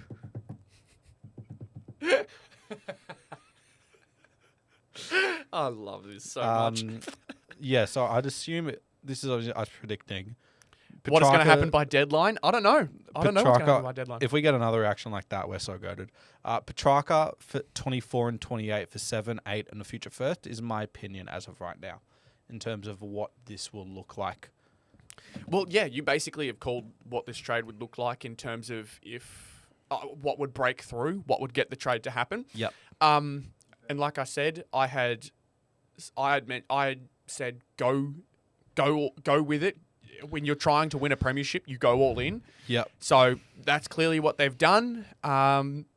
It's just going to be interesting to see how they're going to acquire those draft pick. Oh, sorry, those NGA Academy players, Zeke Yuland. Who's the other one? Why am I forgetting the other one's Dylan name? Patterson. Dylan Dan Patterson. Annable. That's right. Those two, of course, are the ones that are linked to Gold Coast. So the idea is that we think it's going to be, like you had said, 3 first-round picks go in, but they get 2 seconds in return. So the Demons now re-enter heavy into the draft. Can we update the document with the draft order, if possible? Okay, well, once I understand exactly what Yeah. picks it is, yes, I can do that. Yeah. Beautiful. That'd be Melbourne. Bit more of an understandable trade, that one. Not as hilariously gut-busting as that St Kilda trade, but hey, they can't all be winners. Clearly, we're not winners. We are very clearly not winners. Oh my God. 24 will be going to Gold Coast, I'd assume. I And am then once just we see absolutely the- spitballing. Official trade Yeah. that goes down. Because this would land up Gold Coast with a lot of picks. My God. This would land Gold Coast Well, they with... need them. They need them for the yeah, bids. this would land there with pick 15, pick 18, 24. pick 24, pick 28, pick 29, and pick 36. That's so much to work with. That's so much to work with. Yeah, so... You think that's them done? They have enough for bids now. They have what I'll they need check for the that bids. right now. Let me check the total bids. Zero hanger, mass changes to the draft system. Here we are. Okay, so new model. Can you get a calculator up and calculate all these points? Give me 1 second. So we got 15, which is 973. 973. 18, which is 836. 836.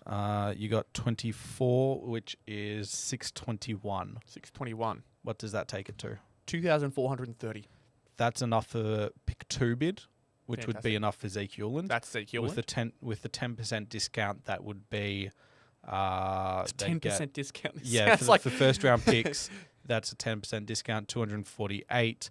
That leaves 160 points back, meaning they get a pick 44 as well. So then they have pick 27. Yep. No, sorry. Need to change 2 more picks.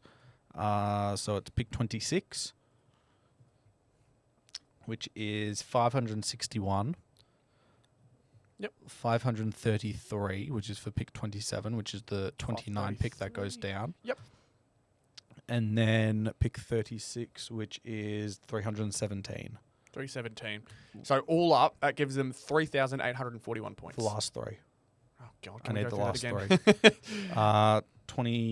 561, 533, 533. Yep. 317, 317. and 160. Hang on. 202. Gives them 1,613 points. That's enough for pick 6 bid. Is that the That's enough predicted picks. spot? That's enough picks. So they're there. Wow. Gold Coast have done it.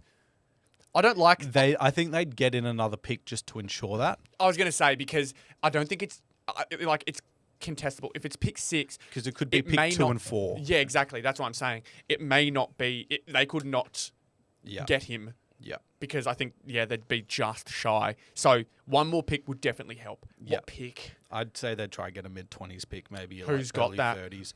Oh, no, they'd probably go for early 30s. And I think when you consider, I completely forgot about pick 36 moving up. That doesn't really change anything. Yeah, they'd probably just try and get like a pick from... Actually, they got the pick from the Bulldogs for Connor Butterick, didn't they? I don't think I've updated that. What's the Butterick trade? I have no idea. This is what happens when we don't plan ahead. Yeah, well, that's a very specific situation though. Connor Butterick trade. What was it? Trade. Yeah, so the Demons get pick 7 and 8 and a future first round pick. That Gold has been Coast received confirmed. pick 37 for Butterick and 70. Yep, so Gold Coast have enough. That is a ridiculously active trade. And this is what Deadline. happened. So when you do your research and you actually understand that Gold Coast have enough picks, that means they don't need to do anything else. They are done. They're done. They've gotten everyone they needed. They've got Jamara. They've got a top 10 player at his best in the competition, Yep. and they're going to get 2 top 5 talents in this year's draft pool and a former first round pick. What the hell? And you know what they traded out? Sam Flanders, Ben Ben Ainsworth, and a Connor future first Butterick. round pick. And Connor Butterick they traded out. Far out. What a trade deadline for the Gold Coast Suns. That is insane They are- work from them. So what's their expectations now? What's Gold Coast expectations? They need to make a prelim next They year. need to be top 4 at the very least of the Finish regular top 4 season. and make a prelim. Yeah, Damien Hardwick The is pressure somehow is on, back buddy. at the top. Is somehow back at the top again. Oh, somehow. It's not like he's inherited the Nepo babies of the AFL. Hey, he took the job when no one else would. I think everyone was trying to get that job, mate. Yeah, no, you are right. Everyone was trying to get that job. His first ever press conference as we hit under an hour till the trade deadline. Ooh. His first ever press conference was him saying there's 80% of a premiership list. Yes. Well, I think they've picked up 80% of their premiership list this offseason. So the trades that haven't gone down now is down to Zach Merrett, Charlie Curnow, Rowan Marshall, Kallard Shee, and Buku Karmas. Those are the big ones, or the ones that have been left out just for now. So Merrett is going to be on watch for the next hour. Yep. Curnow's going to be on watch for the next hour. Do you want some more water? Yes, I would absolutely love some more water. Thank you very much. But while I am here with you guys by myself, be sure to leave a like on the stream if you haven't already. Subscribe to the channel as well. It'll be great to see you guys regularly. We talk all AFL content, all AFL scenarios, everything like that. We're going to go into the draft once the trade deadline comes around, and we'll go through a recap. But yeah, we just do our usual thing. Talking AFL, just enjoy what we do. Enjoy the league as it is, and it would be great to see you guys jump along. So very much appreciate all those who have jumped in, left a like, subscribed, all that good stuff. But wow, I'll be honest, leading up to the OR, I didn't think we'd see anything. I get that things were going to pop off eventually, but I didn't think it'll start popping off till now. But so far, Steele has been a surprise. Before we even started, Finbar Melly was just on no one's radar. Yeah, that was just a small absolutely. little trade that meant a bit to me because I'm a North fan. So yeah, Jack Steele, Clary, that one. Jamara has been confirmed. The Petrarca one's been confirmed, so we're now going to see Petrarca in the Gold Coast logo colours, whatever the hell you call that. Is it full red? It's just full red now. isn't It's it? gold and red. Technically gold and red, but like it looks Pink. more red. Sorry, pink. There you go. The pink is going to look great on Petrarca. Stinky pinky.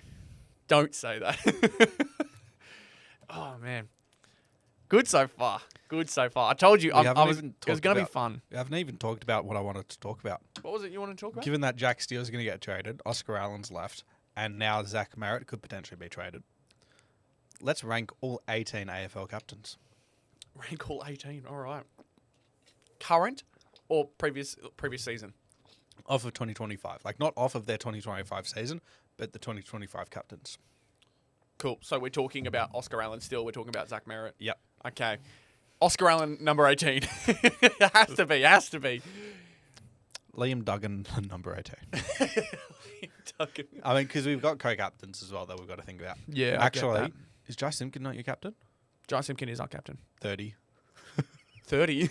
Why is he last? Why isn't he last? I get that he's trying to get traded out, but like, so was Oscar Allen. Oscar Allen did leave. He's technically not trying to get traded out. Shut up. Shut up. That's still bad as a. Shut as up, Oak. Yeah, it's still bad as a captain to be Baddies. actively all throughout the season being caught by the media, also trying to set up meetings with opposing coaches and stuff like that.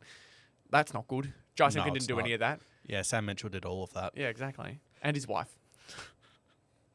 They both did Good that. point. They're point. a duo. It's public knowledge that those guys together make Hawthorn a fantastic place to recruit or fantastic place to play at. Who else? So, yeah, Jysinken's the other one. Okay. Zach Merrett will be down there now. Let's go through all 18 captains, shall we? Lovely. Harris Andrews is knocking Neil at 1, I think. Okay. Oh, so should we partner them together as a team? They are, absolutely. Okay. So, I'm very happy with Harris Andrews and Lachie Neale at 1. Yep. Number 2, could we shout Jordan Dawson? He's up there. Could you maybe give Noah Anderson? He was another I was thinking of. Yeah. He'd very much up there given his season. He In was absolutely 2025, fantastic. absolutely. Marcus I give it Bontempelli. to Noah Anderson purely because of the fact that he is the first Gold Coast captain to lead them to finals. I understand that Jordan Dawson, you could He's argue, the first Gold Coast player to win a final. yeah, lead him to a final, win a final. Like that's pretty big steps for the captain to create club history like that. Bontempelli 3. Dawson 3. Dawson 3. So Dawson 3 because Dawson had a fantastic season, led him to number 1 in the AFL as well. Obviously, you could argue finals is where it went wrong, and you could maybe mess around with that. But yeah, the finals itself has definitely put him below Noah Anderson for me. Max Gawn 5. If we're putting Bont 4, Max Gawn 5. In terms of this 2025 season, I feel like You there's got like someone Toby better. Green, you got Zach Merrett, James Sicily. You want to give it to Zach Merrett. You want to give it to Zach Merrett for his They're pretty 2025. funny. Actually, let's put Jack Steele number 5. Given he got traded for a 5th round pick. He's a sacrifice. He's a sacrificial He's the lamb. sacrificial lamb. He's going to be in frames now. He's going to be in all the frames. I think Cooper had mentioned that. Put him in a frame. Crash Oh, out. poor bugger. Let me reload and see if anything else has happened. But Yeah, I reloaded. I didn't see anything. But just reload the so- Twitters. Reload the Twitters. Yes, reload. Yeah, so you got Darcy Moore, Zach Merrett, Toby Green, all up there. Darcy Moore, I think, is probably up there. Jay Simpkin, not up there. Jason Who's Simpkin not 18? up Are we happy with Duggan and Allen there. at 18? Yeah. Yeah. The fact that it's a duo as well is so funny. Both of them are dog shit right now. We Let's see are who disrespecting else. Paddy Cripps a little bit. Uh, despite how given Carlton his played. Yeah. And then Paddy Dangerfield as well. Yeah, Danger was pretty good. Connor Rozee was all right. I'd say he's in the lower half, though, because Yeah. injuries. So at the moment, we've got Harris Andrews, Noah Anderson, Jordan Dawson. We went Marcus Bontempelli 4. Yep. Max Gawn, we went at 5. If you want to start writing this down, you can. I think we went Max Gawn at 5. Yeah, I happy think with we're gonna Max go. Gawn. Happy with Max Gawn at 5. So yeah, we've got. I'll just put Brisbane, so I don't have to type all their names out. Yeah. Noah Anderson, Jordan, Dawson. Because, I mean, Bont was 4. Sorry. Bont was 4. Then we've got Max Gawn 5. I would consider Toby Green 6. I think he's up there. I think when you consider led them to finals again, has done a great job since like taming himself down a fair bit and almost leashing himself since he's become captain, which I think you've got to give him credit for. Yeah. I think that's a really good thing that he's done and helped them culturally as well. So I think you can give him 5. Then you've got Max. You're talking about Max Gawn, No, I'm talking about Toby Green. because we've got Max Gawn at 5. Gawn so at Toby 5. Green would be 6. Yeah, Green at 6. Then I want to go. So I'm looking at Darcy Moore, Paddy Cripps, Alex Pearce, and Paddy Dangerfield for me. Because you could maybe give it Sicily, but I don't know if Sicily. Let's go Danger. Danger? I think Danger. Led from the front, body on the line. You want to be behind him. He'd pump you up big time. His performance in that prelim as well. Yeah, gives him a 100%. lot. That gives him a lot to work with, I Mhm. reckon, in terms of leverage for how much we love him. I mean, I don't really love him. Well, Archibald, do you think the Crows will get Archie? Sorry, we nearly missed your message. Apologies, mate. Do we? We talked about this. Yeah, we did mention it. I think But- it's a good time to get back to it, given we're heading closer to the deadline. Yeah, well, we are about 50 minutes away now. Do we think the Crows... I still think that gets through, but it's hard to know for certain. Because Send that through to me, Ethan, I please. think it would have happened by now. What do you Um, What do you think? Do you think Zach Merrett will stay at Essendon? I think is what Mark is trying to say. We're both in the camp that he will eventually go. Yeah, so I think on the Calamar Chi Plus, trade, if you're saying stay at Essendon, are you talking about for next season or in general? Because he's going to be gone Yeah. at some point. yeah, I think on the Archie trade, I think he goes. I think that they eventually get a trade going. I think Brisbane slightly fold, but Adelaide don't have to give up too much for him in the end. And then the Zach Merrett thing for Mark, I'm assuming this is Merrett, as you said. No. I think Hawthorn are pretty confident they should be able to get him, and his manager is absolutely killing them in the media. Yeah, he's been going at He them. has gone guns blazing and basically telling them, we don't want you at this club anymore. So, Hawthorn, pay up. You saw how animated he was in those videos. It pretty clearly wants him to bugger off. Where's that video? I want to get that video up on this. This is getting replaced with Jack Steele, Yeah, by the it way. is. It's going to be replaced by the next podcast episode. Oh, he misses him so much. Where is that video? I don't know. I'm looking for it. Zach Merrett manager. So, we officially have 50 minutes to go. Whoa. Whoa. Charlie Kerner still needs to get done. Rowan Marshall might still get done. Zach Merrett still needs to be done. Buku Karma still needs to be done, which I'm assuming would be waiting on the Charlie Kerno trade to be confirmed. Technically, it means Will Hayward still needs to go. Who else needs to be traded out? Looking at the list, we've got Elijah Hollins on there, but we're both under the belief just that gets he's not paid going out. anywhere. Rowan Marshall. Yeah, I think all the ones we've got on our list have been talked about now. So there's no one else to trade. We're just waiting on the two big trades, and that's it. Pretty much. But there could be some surprises. You don't know. Maybe. If there's surprises, I don't think there's going to be big surprises at this point. But Just you trade never know. everyone. Just trade everyone. That's Screw it. why. Don't want anything to All do right. anymore. Where are we at with the captain selections? I want to bring this one up here. Has he please been traded? No. Please. No. Please. No. Jai Simpkin will be staying, but no! Yes! Oh, okay. I was worried. I was very worried, I'll be honest.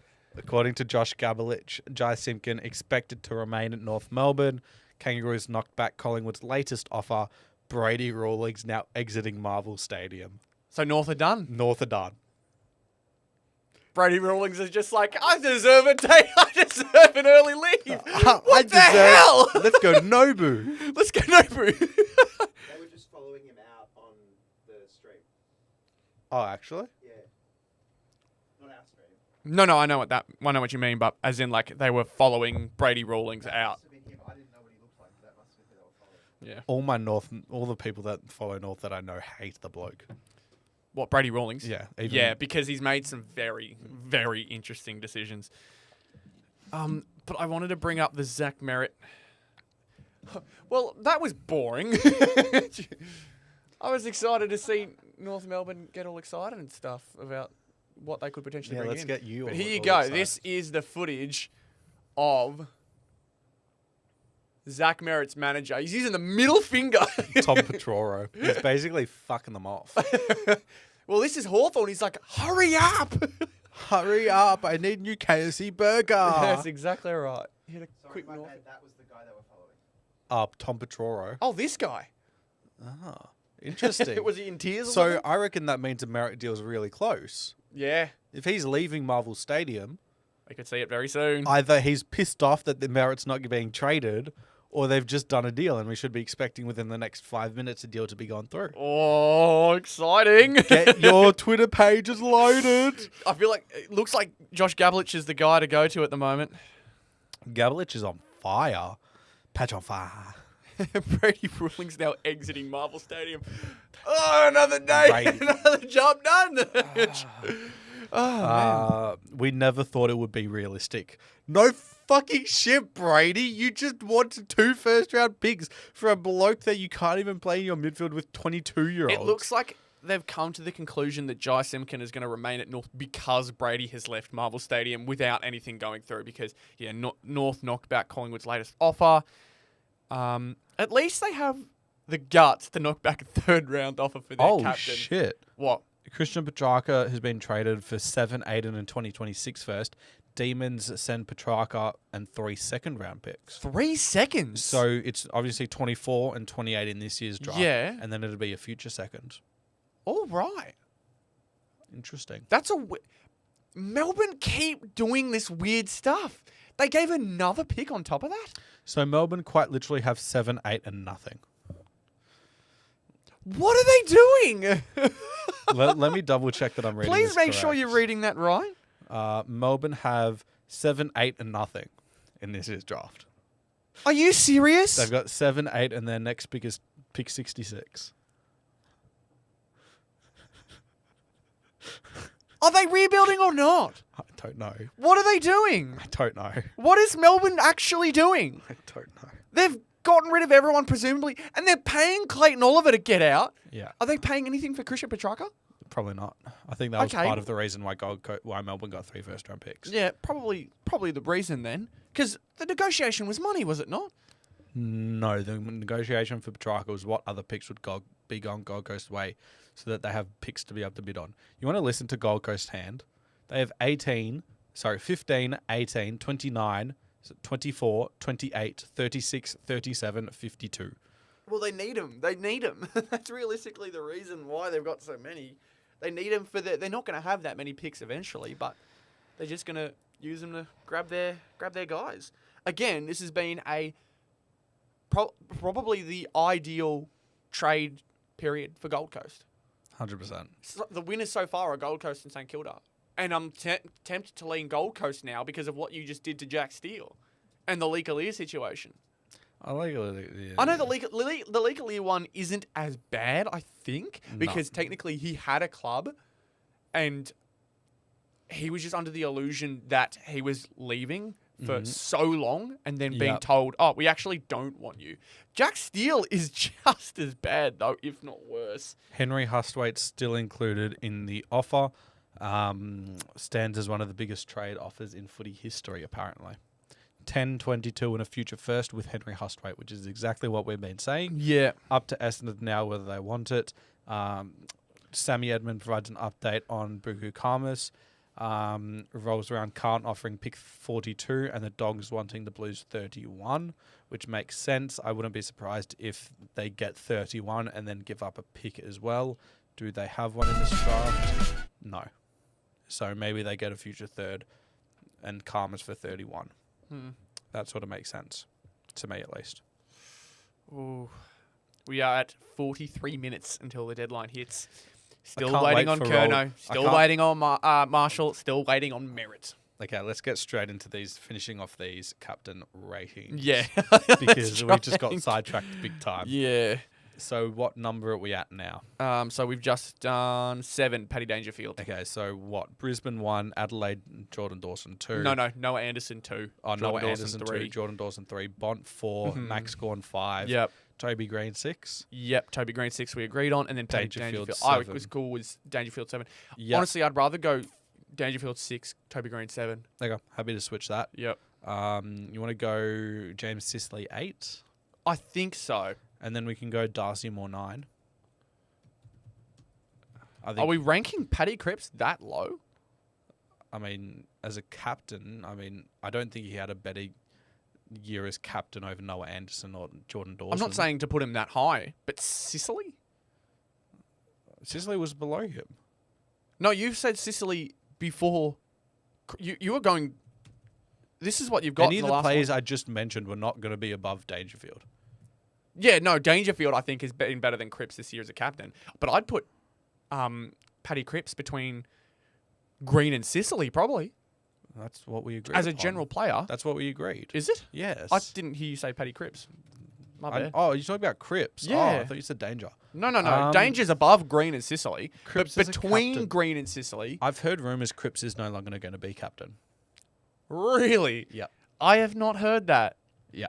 Okay. And the source was pretty confident in that as well. What has made it so that he's... Mumblings initially were of Wiedering, now it's of Walsh being captain, which is very ironic given he plays 12 games a year.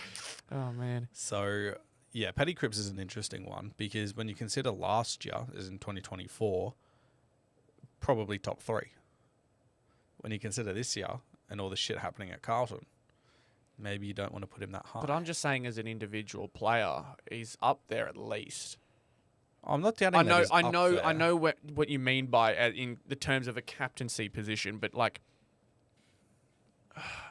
I just don't think you could give it to Sicily over Cripps based on how their team is going, especially because Sicily not longer. I know it's based off the 2025 season, but he hasn't improved all that much from 2024, where he was being consistently told, "Hey, we may need you to play VFL stints."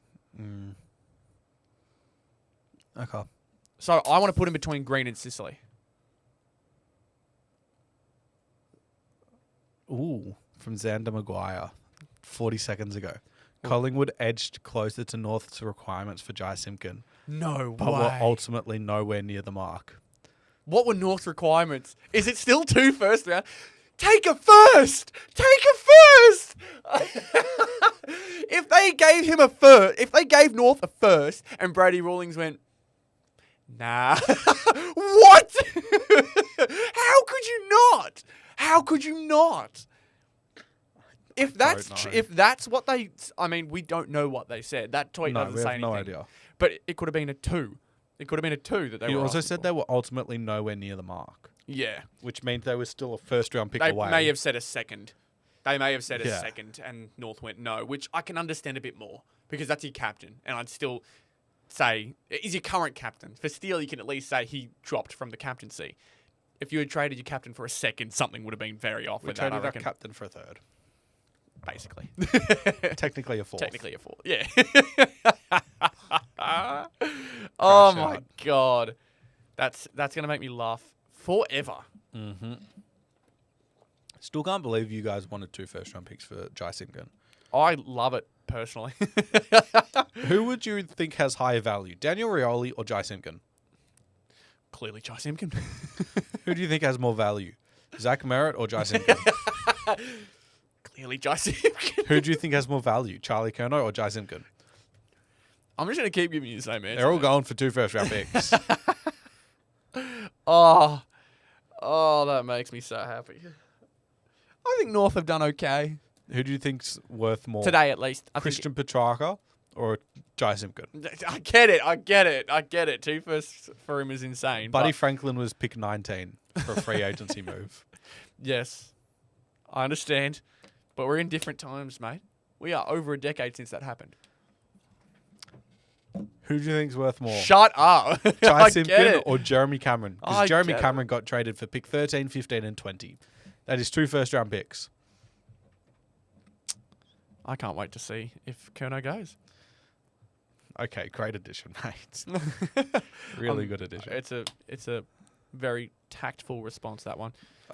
Brady Rawlings being interviewed by Josh Gabelich, if you want to pull that up and put I it don't on the think screen. I was going to say I can put it on the screen, but I don't know if it's going to do much because Yeah, we don't fair. have audio coming from it. Okay, good point. Should we finish off our captain ratings? We're please? trying, man. We're trying. Please. So we've gone Is there any visuals? 6, 7, 8, 9, Nope. 10. Darcy Moore. Darcy Moore is at 10. Okay. I'm happy with that, I think. Yep. Because then that leaves us with Connor Rozee, Zach Merrett, Toby Nankervis, Alex Pearce, Paddy Cripps, which we put in there, Jack Steele, Jai Simpkin. Who do we want to put at 11? I'm kind of thinking Pierce. I'm thinking Merrett. I'll go Merrett based off of skill, I'm going but I'm Merrett. tempted going lower. I'm going Merrett because Alex Pearce led Fremantle to lose to a team that had never won a final in their history. I guess so, but Merrett technically led the team to a 14-game losing streak and now wants to get out. So Merrett has led. He's has also led them to not literally led- no finals wins. It's also Essendon. So Yeah, I know that. I know that. I'd go What a Merrett night over this has Essendon. been. I'd So go I'm gonna put over Merrett Pearce. over the top of Pearce. I'm gonna put Merrett over the top of Pearce, based purely off of his skill level. I think Pearce plays Yep. a very important role. I'd but maybe yeah. go Connor Rozee next. Yeah, I would go Rosie as well. And then maybe Nankervis. Who are the remaining ones? You got Nankervis, Jack Steele, Callum Mills, Liam Duggan, Jai Simpkin.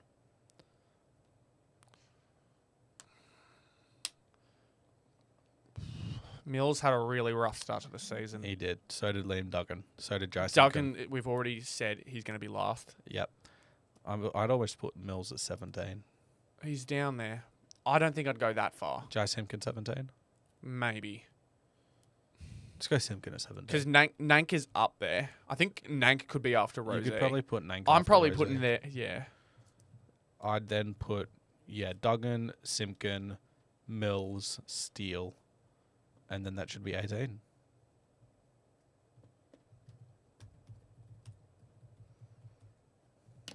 So we've got the Brisbane duo at 1, Anderson at 2, Dawson at 3, Bont at 4, Gawn at 5, Danger at 6, Green at 7, Cripps at 8, for me at least, Sicily at 9, Moore at 10, Merrett at 11, Pearce at 12, Rozee at 13, Nank at 14, Steele at 15, Mills at 16, Simpkin at 17, Duggan at 18.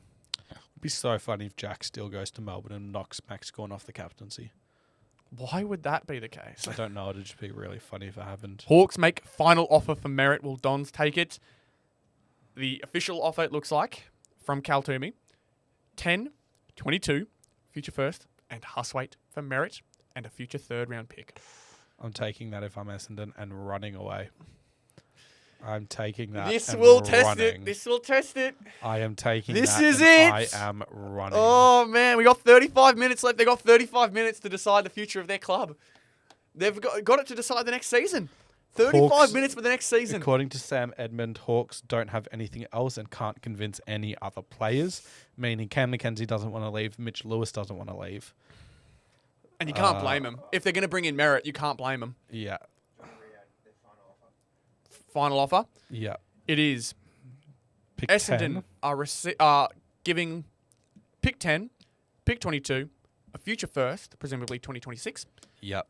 and Henry Huswaite for Zach Merrett, and a future third-round pick, also presumably 2026. If I'm Essendon, I'm taking that and I'm running.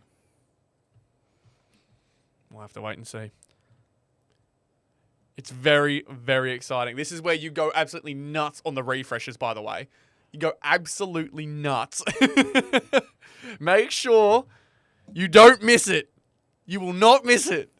Have them all up and just keep refreshing. I've got 3, 4, 5, 6, 7 tabs open and the AFL tracker to be able to refresh. Oh, I buddy. love this. I Don't love this. You But- worry. We are going to find out how miserable Zach Merrett's going to be.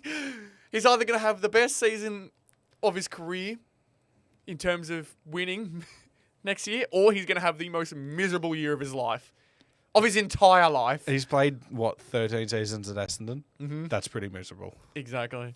And somehow the 14th will be the most miserable. Can you believe when he went there, he'd only had 8 years of Essendon not winning a final? Never a meme until now, isn't it? Until I said it so. God, we're going to find out. We're going to wait and see. This is The real question incredibly is exciting. the real question is which journo uploads it first. Which journo breaks it? Which journo breaks it? It's like the NAS Who signing. will AFL tracker? Give me your prediction right now. Who do you think breaks the news? Josh Gavlich, because he's been on fire tonight. Or it's going to be him or Cal Toomey. Mitch Cleary. Mitch Cleary. I think Mitch He Cleary has done is some good ones. really He's good. had some good ones. I think he was the first one to report this one. So I Yes. think Mitch has some good Essendon or Hawks related people. Who would you speaking to hate? Who would you hate the most? Sam McClure. Sam McClure. I've I actually hope been he listening. misspells Merrett. I've been. It's like the way Mark has spelled it before. Zach Merrett.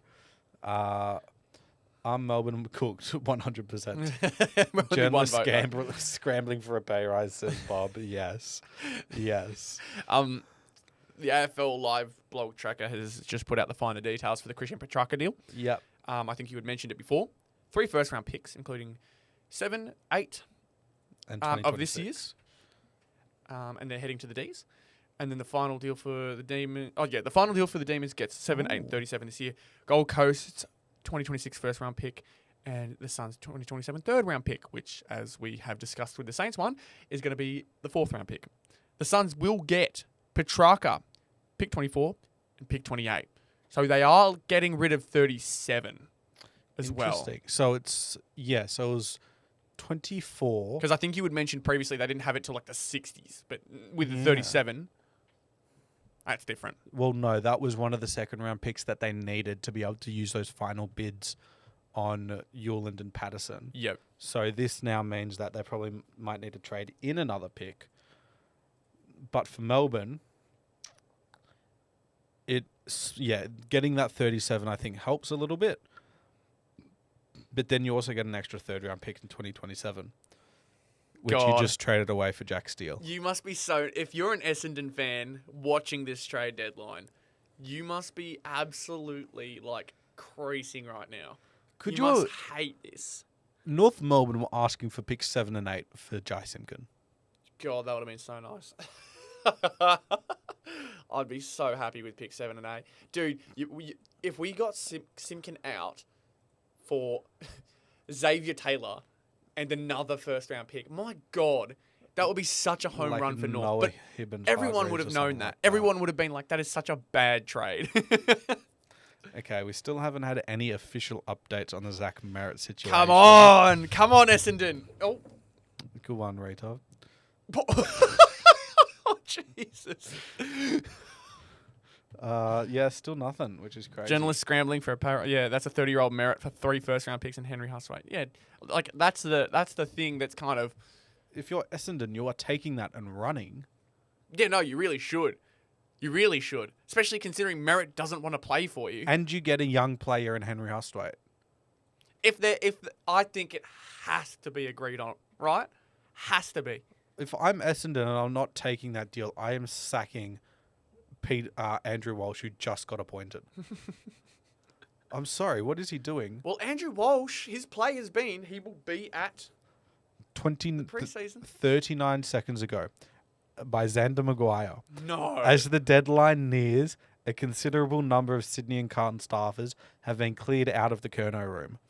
Only Sydney and Carlton crucial list figures remain behind closed doors as negotiations reach a frantic level. There might be another first-round pick thrown in here.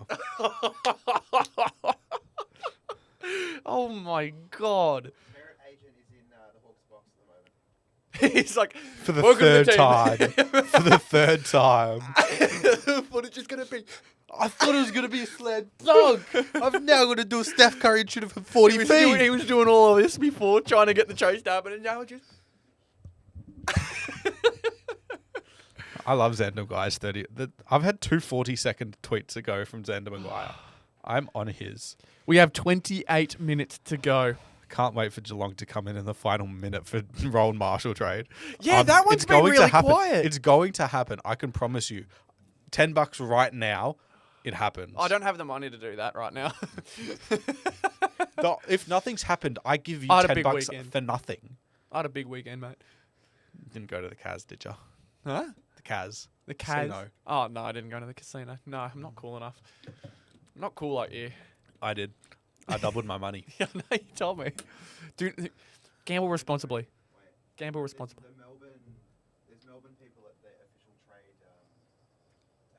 That would be for the final lodge for the Petrarca deal. Assuming. Where are you finding all of this? I was watching the stream. Ah, okay. Yep. That helps. See, it helps having a good producer. No. There we are. Buku won't happen if Curnow waits till last minute, says Bob. We forgot about Buku. Yeah, Buku has not been mentioned by anyone, which is a really good point. Thank you, Bob. Because I would assume any late pick that can't get back from Sydney, maybe like a pick in the mid-30s. Let me check if Sydney do have one of those. Sydney have pick 32. So can't have pick 31. That doesn't really change much. Oh, man. I would assume the Bulldogs... This is the time that we should be seeing quick fire. Like, we're going to see Merrett, Marshall, and... who else is in there? Curnow, sorry. We're going to see all three of those just bang, bang, bang within the 5 minute. Yeah, literally. It's going to be so good. Well, like Tom Morris had said, the trade will be finalised. The Essendon one, he thinks it'll be finalised 7/29/57. Like, right on the buzzer. It just needs to be agreed upon at that time. It doesn't need to be finalised until 8 o'clock. Submitted by 8. Because there's also the argument of if if the package is agreed upon but the financials aren't, you can take till however long you can get it done. Because the last time that happened was Adam Treloar to the Western Bulldogs in 2020, where Collingwood weren't able to pay any of his contract, and so they had to trade him. And the Bulldogs said, okay, we agree on what we're going to give you, but we don't agree on how much we're going to have to pay him. So they just held out and held out and held out until after the time expired, and then Collingwood basically just said, okay, we're just going to have to pay 600 of his 800K contract. Because of the fact that otherwise the deal wouldn't have got done and Collingwood would have had to have retracted every other deal that they did. Yeah. There's clearly still a mismatch between Essendon and the Hawks, because the Hawks guys talking to Merrett's agent just did like a way here and there or whatever. So... Okay. Is this getting really spicy? Like, they're getting really angry? For those that couldn't see, our producer has just told us that it was Merrett's manager and the Hawthorn list management. Well, someone from the Hawks, where they were talking about one person is up here and the other person is down here. And when you're talking about value, that means Hawthorn are saying, we're happy to give up this, but Essendon, which is getting relayed the information through Petroro, which is Merrett's manager, saying, we want even this. So there might very well be another 20 minutes. Hear whoever's talking, but yeah, we'll relay any information that he does give to us. That manager is sprinting between Essendon and Hawthorn rooms. Yeah, literally. Unless he's using, surely he's just texting all this information. He's just sitting in the Hawks box. He clearly knows where he wants to be. Yeah. It's so clear. Could you imagine next year if they have to deal with another one of his clients, how annoyed they're going to be? Oh this bloke must be so controlling. Man. This deal, this has to go through, right? This has to go through. Hawthorn won't be able to win a flag next year or contend without getting Zach Merrett. And Merrett will have the most, it will be nothing but Merrett talk. There's no benefit for Essendon to keep him, and there's no benefit to Hawthorn for not going for the trade. It is now in the absolute wide open. This, that stream that's happening is in the absolute wide open now that Merrett does not want to be at Essendon. Yeah, it's been mentioned. There'll always be people saying it's not real, it's fake. That now has confirmed, without a shadow of a doubt, Merrett does not want to be at Essendon. There is no way he plays for Essendon next year. Tom Morris 34 seconds ago. Oh. Growing confidence for the Charlie Curnow deal to get done. All the key players are thrashing it out. Sydney would accept pick 42 back from the Blues with Curnow, while giving up 11 of future first and Will Hayward, which is what I have been saying for 2.5 months. Why weren't you in the trade rooms with him, honestly? Bro, I'd actually be 10 times better than anyone you think, because I'm actually creative with my trades. Essendon are so incredibly dumb. If they don't take this, Merrett just would not be the same at the Dons again. And that's pretty much the agreed upon opinion now. I think anyone who's paying attention now agrees that if Merrett is playing at Essendon next year, it is the most miserable season Essendon is going to have in a long, long time. And that's after 2025. And they're not going to have all the young pieces that they're going to get from this Merrett deal. Mm-hmm. They're not going to have another 2 first-round picks and the JSOS compo, which they got from Carlton. Yeah. There is nothing to live for if you're an Essendon fan. Just come to the Saints, mate. It's just the white colour away. Oh. Yeah, it just has to go through now. There's no way. Yeah. There's no way. Yeah. Essendon, you've called your bluff, but we've Sorry, we've called you bluff. We know that you've been faking this confidence. You got to give him up. You got to give him up at this point. It's getting close. I might have to call my Carlton friend on the stream when the Kerno deal officially goes through. He's at his grandma's birthday dinner tonight. Grandma, I'm so sorry. Something awful has just happened. His family is full of Carlton nuffies. Oh, no. And this would be a perfect entertainment for you guys. God. It would be so good. So as we wait for these deals to go through, we sort of can't really talk about anything else because we're going to miss stuff that happens. And I don't want to do that. Do you? So I've gone Josh Gavlich or Cal Toomey for the Merrett break. And you've gone for... Everyone. Everyone?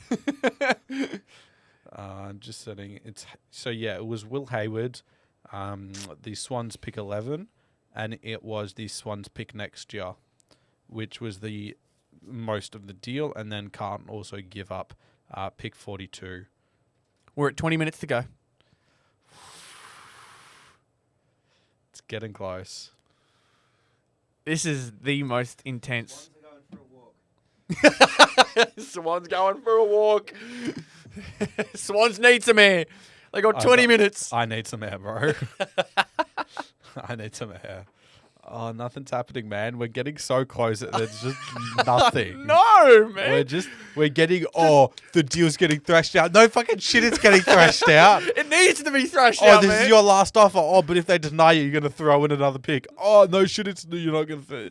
It's just like, dude, we want these trades to be done.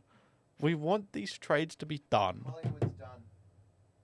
Well, yeah, they had no one to do. No, but Stephen May. Yeah, well, Jordan DeGoey too, but like... Let Hitch just talking to the media. Would be so I funny if they don't just want made a Stephen deal. May. Stephen May's a bad influence on Jordan DeGoey. I'm still confident a deal that sends Kerno to Sydney gets done in the next 25 minutes, says Riley Beveridge. At 7:06. What? Durazio Kerno's? Robbie Durazio. Durazio is Merrett's. No. Tom Petroro is Merrett's. Sorry, yep. Durazio might be Kerno's. Why? He's just walked into the Sydney rooms. Yeah, so then it'll be Kerno. Shakes hands. He's with Sydney people. Yeah, so it'll be Kerno's manager. It's funny watching Merrett's manager just get more exacerbated. Yeah, I'm hoping the entire time that this, like, the cameras are on him, he's just... it's just losing it. Oh. And for any Carlton fan that wants to tune in and wondering why you're getting pick 9 and 11, even though you've got Harry Dean in this year's draft pool, it's because until the first night of draft, then you're able to trade picks and you're able to swap with other teams, but it has to only be picks. You cannot trade players For picks. Players for Players picks for in that time. It has to be pick 9 for, let's say, Port Adelaide's future first. It just has to be that, and you leave it there. It cannot be that for Miles Bergman, or just as an example We for have that. got about 17 minutes. 17 minutes. We're Big getting old Isaac closer Giller. and closer. It's almost crunch time for the Swans on Blues. Okay, Riley Beveridge. Come on. Go on, something happened. I'm refreshing for the Refresh the 30,000th Twitters. Refresh time. the Twitters. 1000th time. Come on, Xander Maguire. I've been lucky with you. Come on, give me something. Give me something. Slaps. Come on, Xander. This is exactly what I was like on the. Manager's on the move. He's moving. He's walking. He's walking. Merrett's manager's walking. Speak to Tom Morris. Speak to Tom. He's in tears. He's about to punch on with the Essendon crew. Don't tell me I need to reload right after reloading. Xander, nah, nothing from you, mate. 33 minutes. Come to on. go. Come on, I want to hear a 32 punch minutes on. to I want go. to hear a punch on goes on between Merrett's manager and the Essendon crew. I want to hear that. We need to get it live. I want to break it. Charlie Curnow is going to be traded in 8 minutes. Zach Merrett is going to be traded in 2 minutes. Oh, he's So, called it. At 7:15. 7:15 and at 7:21, we will have both deals officially done. Oh, that's a big call. A big call from you. Bemmy's good. Bemmy's very good with this. Bemmy's deal. It is called Bemmy's deal or no deal. It's for a 7:14. reason. The clock. The clock. I think it's going to be a 7:28. 7:28 Merrett. I think it's going to be 7:29 Rowan Marshall to the Cats 7:29 Rowan Marshall. and a 7:30 Sander Koenig to the Saints. Shut up, bro. Oh, man. This is what the whole stream has been about. This is what we've been waiting for. This is the moment I'm excited about. Get your likes in, get your subscribes in, all of that type of stuff. This is what you live for. I'm refreshing right now. Yeah, refresh it, bro. Maybe. He's in the Essendon room. Oh no, this is the final relay. This is the final relay of this Let is him all go! Hawthorn can offer. Kerno manager is smiling on the phone. Yeah! Woo! We got a trade! Still nothing. Still nothing. 5 seconds. Just say hello to our viewer number. What is it? What is it? What is it? Deadline in 15 minutes. Oh. Fuck you, Mitch. Fuck you. He was your guess. And he's just given Absolutely. it. He's just told you the trolling. time. Adelaide has offered a future second and a future third round pick to Brisbane for Calamarchi. 45 seconds ago. Kalachi. We completely forgot about Oh that my bloke. God, we forgot about Archie. Completely forgot about him. We've So, still got there's still 4 players at the 5 players. Marshall, Merrett, Kerno, The Essendon room. Kerno, Archie, Kerno, and Karmas. Archie, and Karmas.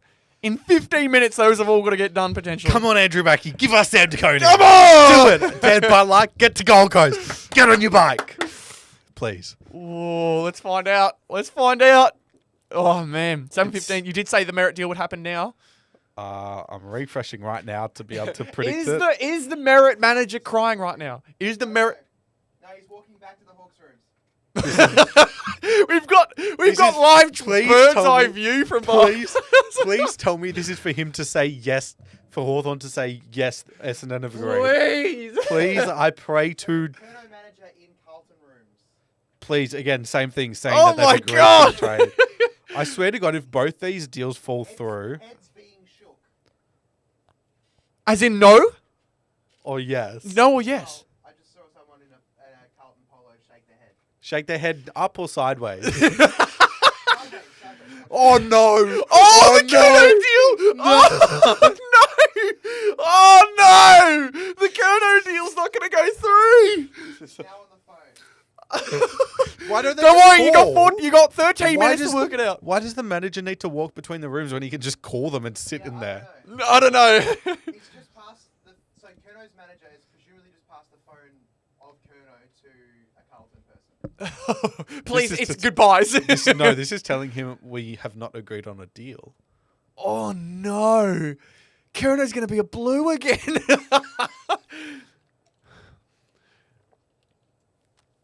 What is happening? Oh, mate. Oh, this is what we live for. This is what I die for, baby. Refresh one last time. Unfortunately, it is 7:17, so I have not hit my goal.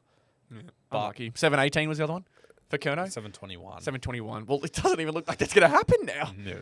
Well, we still need a bunch of trades to go through. They're going to Riley? start going quick fire. Riley? Nope. Josh? Nope. They're all currently talking to Xander? So. Nope. Why are they all talking Mitch? to Justin Lepage? Nope. Sammy Edmund? Nope. Tom Oh, Morris? Come nope. on. Come Carl, on. 3 minutes ago? Nope. Why are all these journalists boring? What do you think is fair value for Calamarchi? Well, they've said second and a third, right? Brisbane want a future first. Adelaide were only willing to part with a second. They've now said a second and a third. I think Brisbane. Well, that's like a middle of the road type scenario. I think Brisbane will accept this trade. I just don't see how it changes from this. I think for both sides, you take it.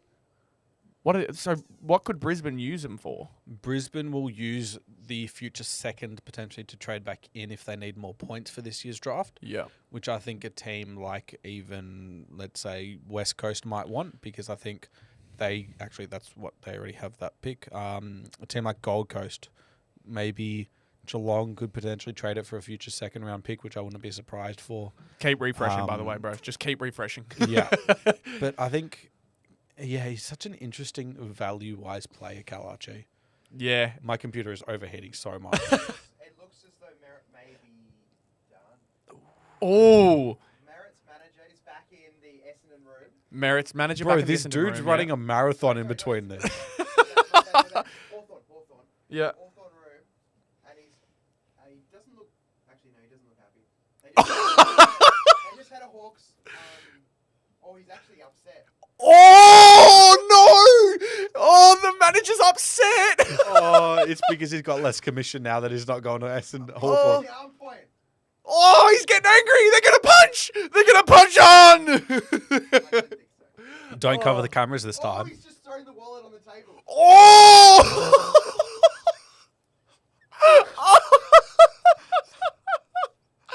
Oh my god! Can we get this clip Back up? on the phone. Oh my god! He's got 11 minutes to make sure Merrett gets what he wants. That would be this is the most stressful thing. Would he get fired?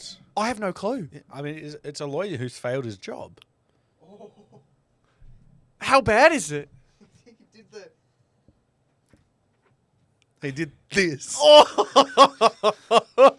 Oh, there is clearly some disagreement here. There is a disagreement. What could it be? Race. Yeah. I said 7:21. I said Pull it up on the stream, but yeah. this is nuts. I'm checking. We've got everyone 10. now. It is officially I'm just 10 gonna minutes. listen in, I'm just gonna listen in. Yeah, it's Yeah, all officially good. 10 minutes. Oh my We need god. we need the live. We need the real time updates, please, producer. Just take the deal. Just take the deal. Tom Morris. Nope, 13 minutes ago. Sammy Edmund. Anything? 30 minutes ago, bugger off. Mitch, 5 Who's gonna minutes do ago. it? Who's gonna do it? Mitch, I'm surprised you didn't post a 10-minute update. Joshy Gabelich, nope, 41 minutes ago. And Riley Beveridge, 40 minutes ago. There is nothing for us to talk about. We've still got 5 players up for grabs. Wow. Carlton just almost walked into the Saints' rooms. It was the wrong door. Carlton still lost. Give us Jake Wiedering. We'll give you Kerno for Nas. He's sitting on a bench. Yeah, he's sitting on a bench. Over a box, swinging his legs. Not Who? happy. Who? Merritt's manager. Merritt's manager is stressed, bro. And I don't blame him. Damien Barrett reckons that it's something to do with not putting up a player. Henry Hustwaite. Or Mitch Lewis. Not putting up a player. Yeah, so either they haven't So put up they want Hustwaite- another player. So They want Cam McKenzie or they want Mitch Lewis. Yeah. Yeah. Really? That's going to be what stops the trade from happening. You're such an Dude, idiot. Essendon are so dumb. Essendon are so dumb. You're getting 3 first-round picks for a 30-year-old. And it's literally like, you shouldn't be this... I know, I can't believe what I'm witnessing. Like, how on earth could you possibly be at the point now where you want more for a man who has made it so clear to you and to the world now that he does not want to play for your club? This will be a 7:29. Essendon just say, okay, if we can't get it, we'll take the deal. Has to That's be, what right? That's the only way I can Has see to it be. getting done.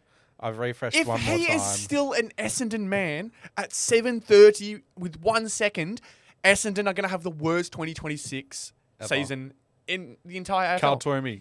Nothing. Not even anything about the Cal Archie deal. Manager's told us. We're waiting. Manager's told us. Essendon, Damien Barrett's just been messaged that apparent final offer, pick 10, pick 22, future first, and Henry Hustwaite for Merrett, future third, was apparently not what Essendon were looking for. Are you serious? So the trade that we had, if in case you didn't hear that, the trade that we mentioned before, the pick 10, 22, future first, and Henry Hustwaite, and then Merrett and a third is not enough for the Bombers. That is an insane call. So, apparently there was a message from McCartney to Essendon to go and do something after they asked for an extra second and a future first. There's no way they've asked for 4 first-round picks and a second. Essendon maybe will somehow be the biggest losers of this trade period because they didn't get rid of their star They've player. given up a second-round pick for Braden Fiorini, and that's about it. That's all they've done. Oh my god. I can't believe this. I think Kerno's going to get done. Pick Kerno 19, looks to be getting done. Pick 19. future second round for Marshall. That's confirmed. No, that's what they've tabled. Who have we or them? Geelong. 19. I'm taking that every day. 19 of the week. and a future what? Second round pick for Marshall. I'm taking that Absolutely every take day that. of the week. Absolutely take that. Are you kidding me? The future Nine- second round is an upgrade on a previous offer. I'm absolutely Yeah, taking take that. that, pick. take that. Please, please Oh do my this. God. Please. I would have been happy with a With late 19. deal, pick 19 straight off. Yeah. It's not great in this year's draft. I still would have taken it for Marshall. You give me that future second and the third round Take pick him for Jack now. Steele. Take him now. You take that future second and future third for Jack Steele. I'd be happy with that as well. Oh my God. Please. St Please. Kilda have had a wild night. Geelong has offered, this is according to Cal 6 minutes to go. 5 minutes or about 5 minutes. I can't reload. I can't. No. The only one that's Cal Bob, Toomey. Bob has said Carlton's whole management team is in Sydney's rooms. Yeah, fair. I'm getting nothing. I'm literally getting. No, this is the I'm worst getting nothing. time. I can't do it. Producer, we need you to give us all the help you can. Blues and Swans both on the move together. Good. Oh, they're holding hands. Oh, wow. So Geelong has... because it's the last 10 minutes, they have to go physically. Yep. They can't do it over Zoom now. Geelong has offered pick 19 and a future second for Marshall. That's what it is. What happened? You look shocked. What is it? Oh, my This is God. This is Merrett's manager in the Hawthorn rooms. Oh, my God. Look to the camera. So Oh, my Let me restart the God. video. do you want me to do mine or the middle? This has to go through. do it This too. trade has to happen. The fact that he's mad... Is he mad at Hawthorn? Oh, he must be. He must be. What is fuming. Hawthorn doing differently? Actually, do it to one. Are they Do it telling to him... one. Are they telling I Hawthorn to can't give do them it to up? one. I don't know. It's all right. It's all right. Don't worry about it. Yeah. Don't worry about it too much. Keep it going. Is it Is he telling Hawthorn to give them up? Like, give I up have Mitchell, no give up idea. Mackenzie? I have no idea. Is that what he's angry about? Or is he just venting about Essendon to them? Kerno is done. Kono's done? Swans and Carlton shaking hands. Fantastic. Let's go. I called it. Does anyone know the deal yet? Twitter has crashed because of all this. Offer on Calamachi. No offer. The offer has been accepted. Ooh. Per Toomey. Please tell me we take this trade for Marshall. Please. I need It this looks like trade to Cal happen. Toomey's going to be the one to break the Merrett one. Please get up. Please let me... Dude, let me comparing the refresh Swans and Twitter. Carlton to the Hawks and the Bombers is night and day. They've been so civil about it on the Kerno side, and then the Merrett side, they've been so close to, like, throwing hands. Twitter has literally crashed. Oh, my God. I cannot We're at access 3 anything. minutes. I cannot 3 access minutes. anything. Please tell me we accept this deal for Owen Marshall. Please tell me we've... Confirmed. Who? Kerno. Kerno is Yes. 100% confirmed. Oh, my God. This is an insane final 10 minutes. This has been incredible.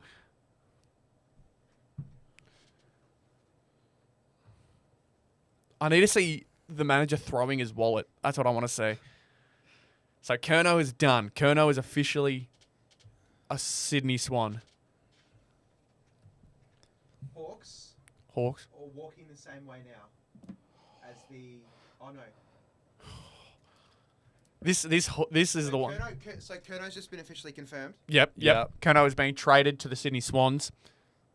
Can we get an update on what Thumbs it up was? from their manager. Merrett's Deal manager done and in the Hawthorn. dying moments. Yep. 2.5 minutes. Still no Merrett. Oh my God. We're still waiting on. Technically, we're waiting on Marshall. We're waiting on Merrett. We're waiting on Karmas. We're waiting on can Archie. apply for extra time.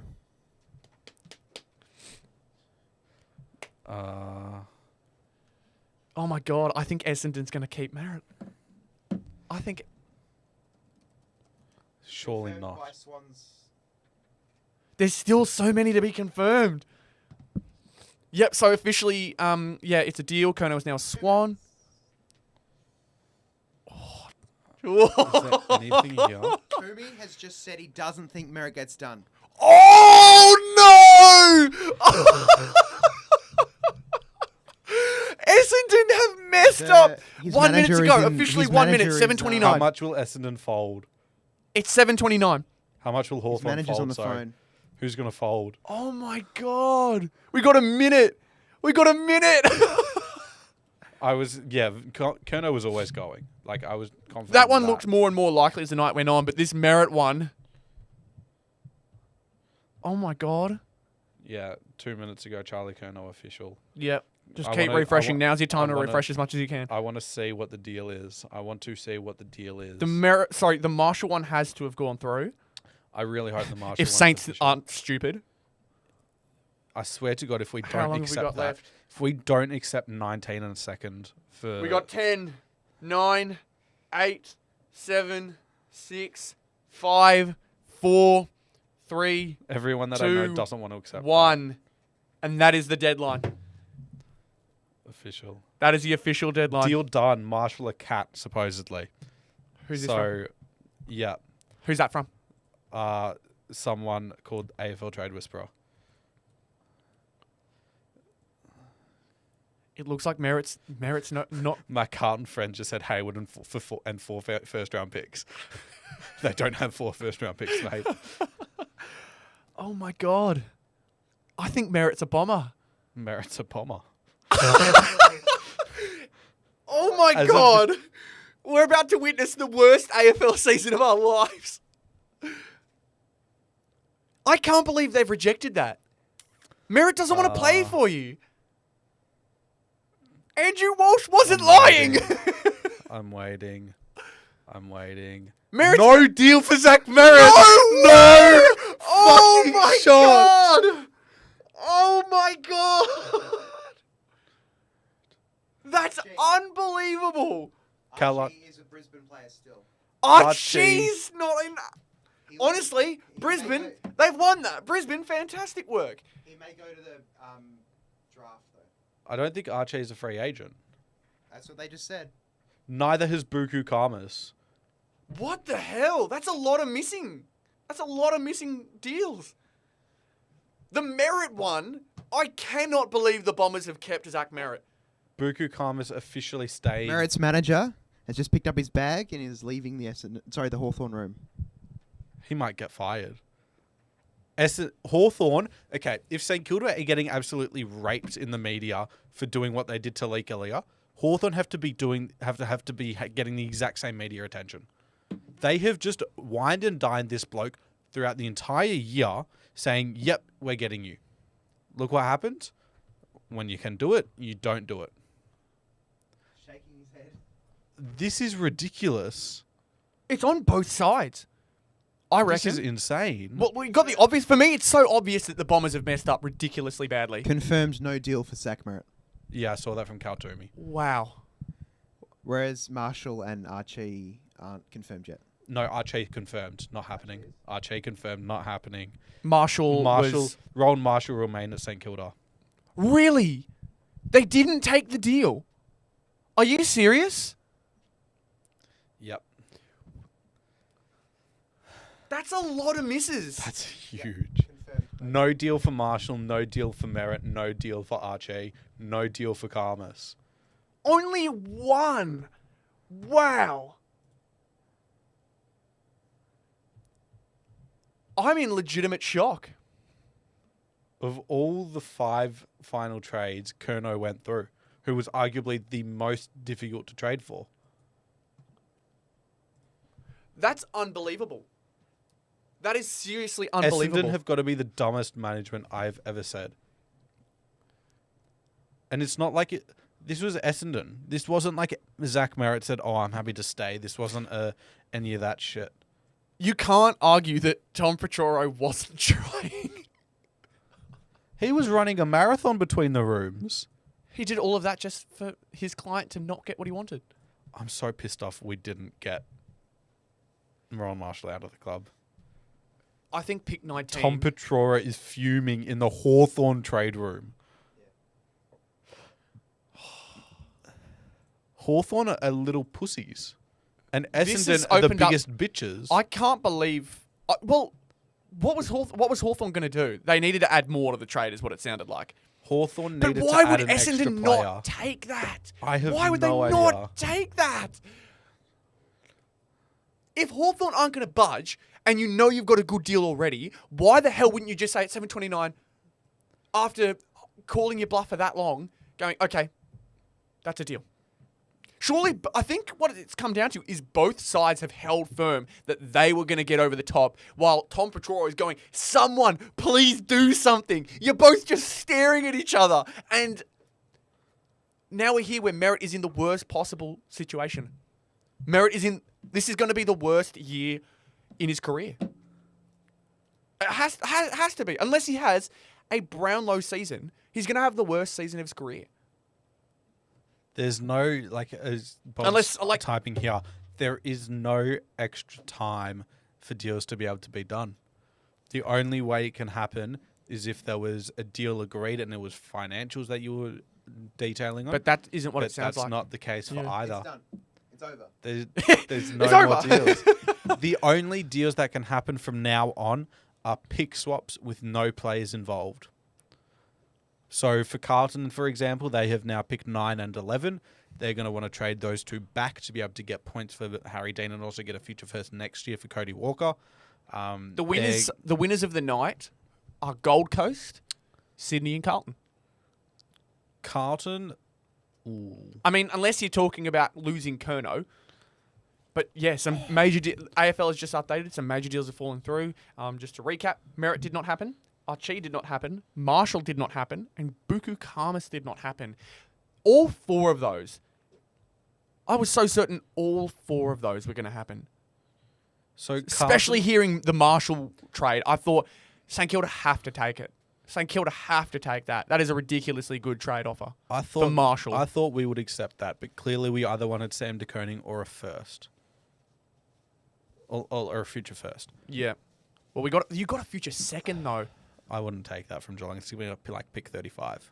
It doesn't matter. It does. You would have taken the straight swap 19 for Marshall. No, I wouldn't. Thinking in retrospect, I wouldn't. Okay. I was going to say, Pick because you said it 19 before, gets- but if you're pick okay 19, to change it. Pick 19 gets pushed back to almost 25 in this year's draft. So pick 25 and 35 for Ron Marshall just isn't worth it. There is no way, with the way the management was acting, the way Petroro was acting, that Merrett wants to be at Essendon. There is no way at all that he wants to be there. So the fact that that deal has not gone through, that's an absolute disaster for Essendon specifically. Yeah. I'd say for Hawthorn too, because that they are in an 100%. all-in push. The fact that they have missed out on a chance to add to a midfield that so desperately could use Merrett. They now have pick 10 and 22 for absolutely nothing. Because they're going to have to draft a midfielder. And what's that going to do? They're in the premiership window. They don't need a young midfielder. I don't know. So Maybe they use it to draft. Maybe they use it to go up in the draft. I don't know. I think a surprise loser in this is Geelong. When you consider You don't they get weren't, Ron Marshall. they weren't able to get Marshall. They didn't get Curnow. Curnow. The only real incoming they got was James Warple. When your midfield is already full of you've got some nice rotational pieces, you're led by Smith and Holmes. It's not. Does like they've Warple even got- get a game? Not In the midfield, maybe not, but like around the ground, he could get I some. think he still gets a game, but like he's just an upgrade over like Jai Clark or Jack Bowes. So realistically, he's not providing that much to Geelong. I think Geelong are big losers in this trade period. They needed Marshall. They really need. I thought they gave up a fair bit. I still think 19 and a second rounder is pretty all right. I wouldn't have taken that for Marshall. Kerno lands at the Swans in the final move of the trade period. Carlton will get 2025, 26, 27 first round picks. Wow. Plus Will Hayward for Wow. Charlie Kerno. 3 firsts and Will Hayward. Sydney will get the dual Coleman medal winner, plus 31 at 42 and a 2027 second. So that's why Carlton couldn't do that Buku Karmas deal. They gave up too much for Kerno. Those picks. I'm now really interested as to what can't. Okay, They didn't. Maybe need we that. should have clocked that, honestly. If Karmas didn't get done, we should have been like, that Kerno deal must have been massive.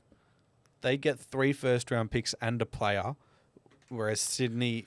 So Sydney don't have a first The round problem pick. with that trade is that Karmas is not a first round pick. No, he'd probably be 31, or he'd be in between 31 and 42. Yeah. That's where his value. So for Carlton, it's a bit hard to do that. I wouldn't be surprised if they went went to Gold Coast and said, hey, he's 36 and 37 for 31 and 32. There's so many shocking. I'm so surprised by how much has happened or how little has happened. Really is the big thing. There's more losers than winners. There are a lot more losers than winners. Losers are Adelaide. They don't get Archie. They don't get Archie. They missed out on Petrarca because they didn't want to pay an extra year of his wage. Didn't want to go back in for Oliver. They only got in Finbar O'Malley. It's just Maley, not O'Malley. Oh, Finbar Maley. They don't get in anything, and they haven't lost anything. So Adelaide, that's just a nothing trade period, which just helps my point of them missing finals next year. Brisbane, big winners. I think you've got to give it to them. They got Whilst they didn't get Draper, Allen. They got Draper in, they got in Allen, and they only lost Starcevic. They didn't even lose Archie. Yeah. Although I have heard that he may go to the rookie draft. He's not a free agent. So he can't go. Trade. He's under contract. I don't think Archie's complaining. So to be part of a three-peat potentially. The only way Brisbane would have taken a trade is if he was a free agent. Given he's not, it means he's under contract. So if you're Brisbane, Brisbane is a you're winner. Huge winners. On top of they're getting Annabelle as well. My so God. Carlton, they get in Ainsworth, Hayward, Florent, three first-round picks. For Curnow, 31-42, future second. For Curnow, Corey Durden. Yep. 2 third-round picks and 2 second-round picks. That's not a bad haul from I Carlton. don't mind, given they got the 3 first-round picks, which no one expected them to get. I think That's you not take bad. that every day of the week. Yeah, that's really not bad for Carlton. In essence, they got the 2027 Sydney first for pick 31 and their 2027 second-round pick. I think that's a fair deal for Carlton. I think they win that. I think Carlton have done very well. Sydney are pretty happy because, I mean, they get some later picks that they can use for, They get Curnow. for Max King. But they get the best player in the deal easily. They get So the I best think- player of the trade period. Yeah, exactly. Which is insane to think because Curnow's had a rough season and Merrett was up. Yep. Marshall, I mean, you could maybe argue on a good day, And but then Petrarca is the other one. Petrarca's the other. But So- I'd argue Curnow is the best one. Yeah, He's a I key would position agree. player. At his best, yep. Then you got Collingwood. They got in Jack Fuller for you Brody could argue Majak. you could argue losers because they also They just- tried getting Simpkin and May and they missed both. Yep. You could argue loss, but you could also argue win because you don't get them. It was a half-hearted attempt for Yeah, both of them. it was a basically. small improvement in the midfield I potentially. don't think and they're winners.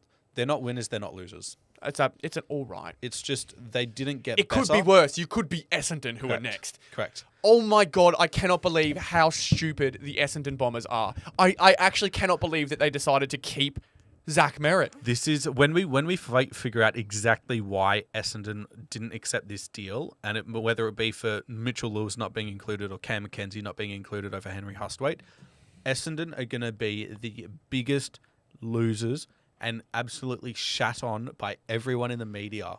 You didn't take 10. You got pick 10 for a 30-year-old. And 22. And a future first. And a future first. What the hell? And a young midfielder in Henry Hustwaite. You wanted more? For a man who doesn't want to play for your team and is 30. Bob says that was the worst and best trade period I've ever witnessed. It was really exciting. Just nothing happened in the end. It's so underwhelming. I mean, he is right, though. Absolutely, Worst he's right. in the sense that nothing happened. Best in the sense that you can't believe that nothing happened. I'm just in shock. I'm in legitimate shock that deal did not go through. I'm so confused as to what Essendon are doing. Well done. Congratulations, Braden Fiorini. You have now taken up the mantle of Essendon's hope. Yeah, so that was the only deal Essendon did. Sam Draper left, and they got in Braden Fiorini. What's their draft hand? Pick 5, pick 6, and pick 21. And you didn't take 10 and 22. So if they want to trade up to pick 1 or pick 2 to get Dersma, they're going to have pick 1 and pick 21. That's all they're going to have. I am in disbelief. That has got to be one of the biggest fumbles I have ever seen. And it's not like it's not like Essendon has left when they're going to be good in next year. They're going to be bad next year, with or without Zach Merrett. Because they're also dealing with all those injuries. Like, you don't have Nick Martin next year. You don't have anyone next year. Nick Bryan's not going to be there to start. Todd Goldstein, your just ruckman, sacked off. Sam Draper, the other one, You're still he's going not to have there. to pay Ben Mackay. You're still going to have to pay Jade Gresham. This is one of the biggest list management fumbles I'd I be have fuming if ever I was seen. Tom Petroro as well. Your player has now been I opted would- into a year of hell. If I was Tom Petroro, I would, and I have other clients, I would not be willing to deal with either Essendon or Hawthorn again. Well, this just opens up more questions Because- as to what does Merritt's future look like now? With the St Kilda comparison in terms of Leika Leah, we gave them a week to be able to determine what he wants to do. Hawthorn gave them 30 seconds saying, we're not budging. And Essendon were like, okay, well, it's not like we can field him to Adelaide for an offer. It's not like we can field him to Collingwood for an offer. It's not like we can field him to Brisbane for an offer. We're going to be stuck on Essendon all night if we keep talking about this trade. They are... This is Essendon and Hawthorn. Both of them are losers. Both of them. Hawthorn didn't get anyone in, and they lost James Warple. When you just made a And prelim CJ. final, the fact that all you did was lose 2 players, unbelievable. So Unbelievable. Someone has to Hawthorn- budge. Someone has to budge because you both win if one team budges. Neither of them did, and they both lost because of it. Hawthorn have Henry Hustwaite, who wants to leave and has been adamant he wants playing time, and they cannot give it to him.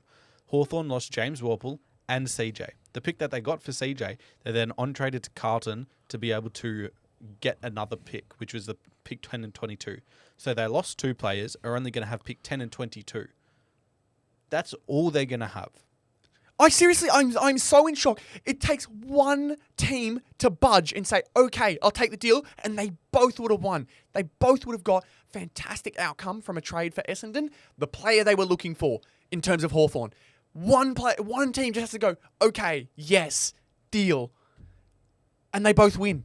It's not a subjective thing where it's like, oh, we don't know whether we want this. We don't know whether we want that. You both wanted exactly. You both should have wanted exactly what you were being given, and you both said no. And then in doing that, you both lost. Yeah. Essendon all convinced themselves. I reckon Essendon has convinced themselves they've won, which is the dumbest thing. I think Hawthorn will look back on this and saying, what were we thinking offering 3 first-round picks for Zach Merrett? That's the only positive outcome. But then they could also look back and think, damn, we could have used the midfielder that made that push. If they don't win a premiership. If they win a premiership, they won't need to worry about this. This will be a funny story. But more likely than not, considering Brisbane improved, I mean, lucky Geelong didn't improve. Very lucky. Adelaide didn't improve. It's really just Brisbane. The Premiers are the only team in that prelim race who improved. The rest did worse. Essendon, so this is according to Carl Toomey.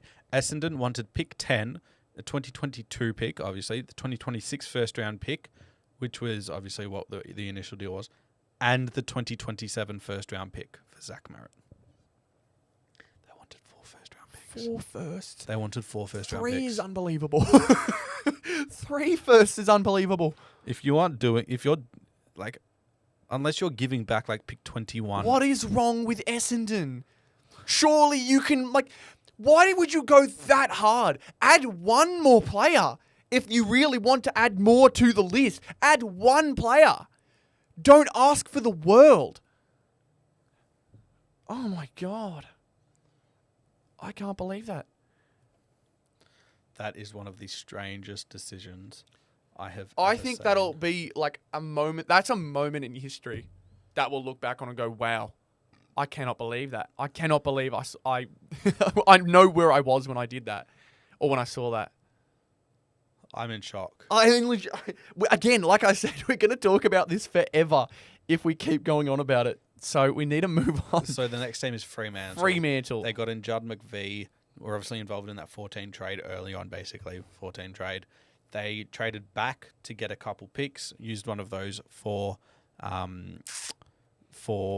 obviously Judd McVie, and they've still got pick 20. So they initially had pick 13, moved back to pick 20 and got Judd McPhee. I think that's a big win for them. Also traded out Liam Reedy. Don't really have anything else aside from a couple later picks to use on some academy players that they've got coming through later in the draft. So I think for Fremantle, you're happy with that. You still got a first round pick basically, and you got some later picks to match. I think you're happy with that if you're Fremantle. I think they're a slight winner. Yeah. Didn't do anything crazy, but Yeah. they did improve. Yeah. Geelong Losers.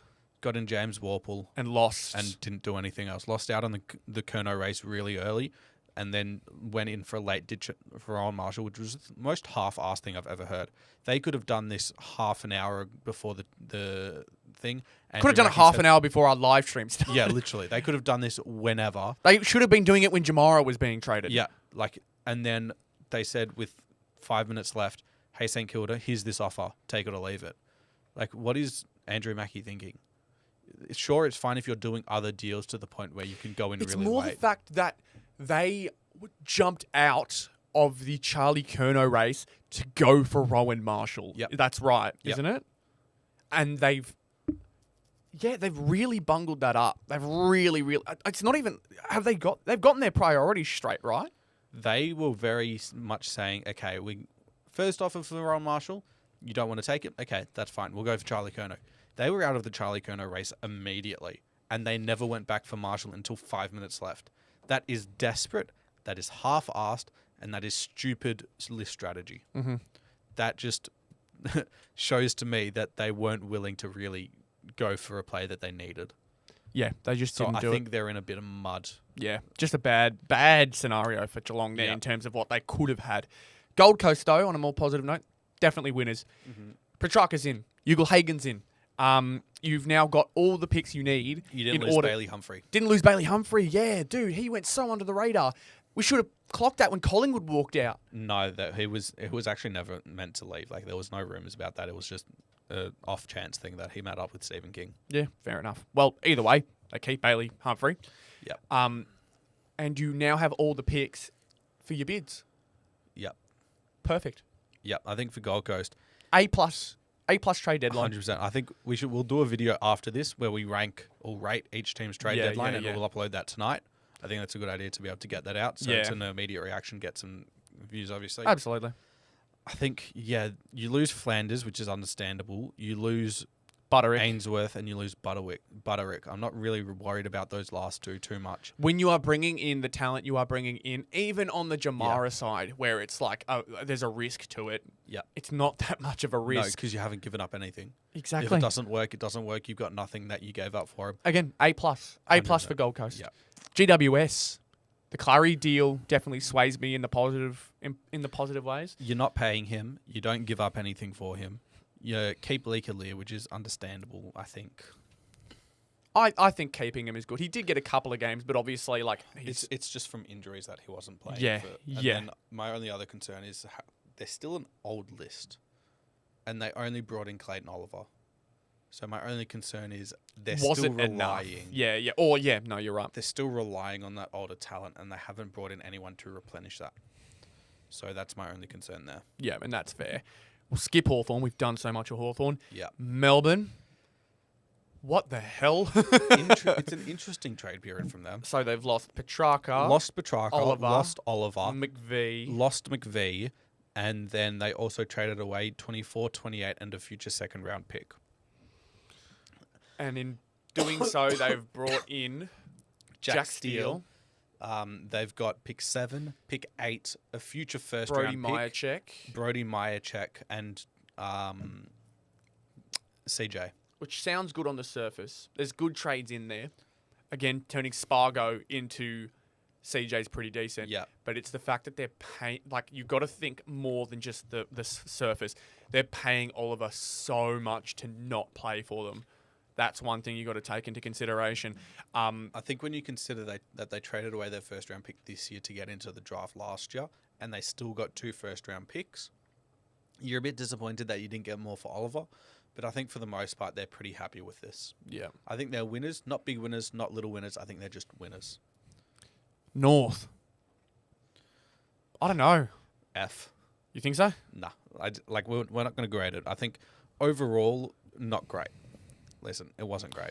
They didn't lose Simpkin, and depending on who you're talking to, They got in Spargo, yeah, and they didn't lose anyone. yeah. So I think, in the most part, it's all right, but it's not what they were going for. So, yeah, depending on who you're asking, Josh Simpkin is either a good thing he's staying or a bad thing you didn't get something out of him. Spargo is a trade that's, hearsay. Like, it was a trade that was done early, like, no stress about it. They didn't bring in any real backline help. No. And in fact, they got rid of Finbar Maley to Adelaide. I'm not mad at the trade. I'm really not. I think that's the highest value you could get out of Finbar, I think, ever. I don't think he's going to get to a point where he's worth second, third, first round pick. So getting that out of him, it's not bad. It's just more like, what does that really do? What does it really do for you? I don't think it does all that much. So North, it's kind of like an NA.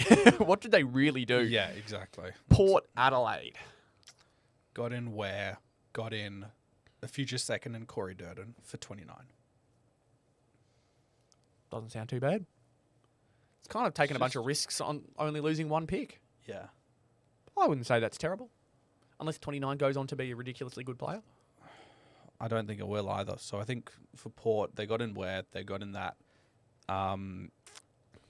It's a bit of nothing from Port as well. Yeah. It's a bit of like It's not. low risk, low reward Yeah. situation.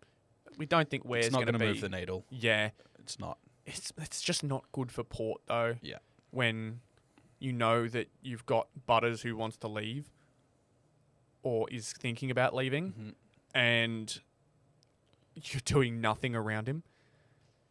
You got to kind of think, are they really trusting their talent that much? Yeah. They're trusting that the exactly. injuries won't get better. As a Hawks fan, I'm happy we didn't sell the farm to get Zach. I would rather move on from Zach.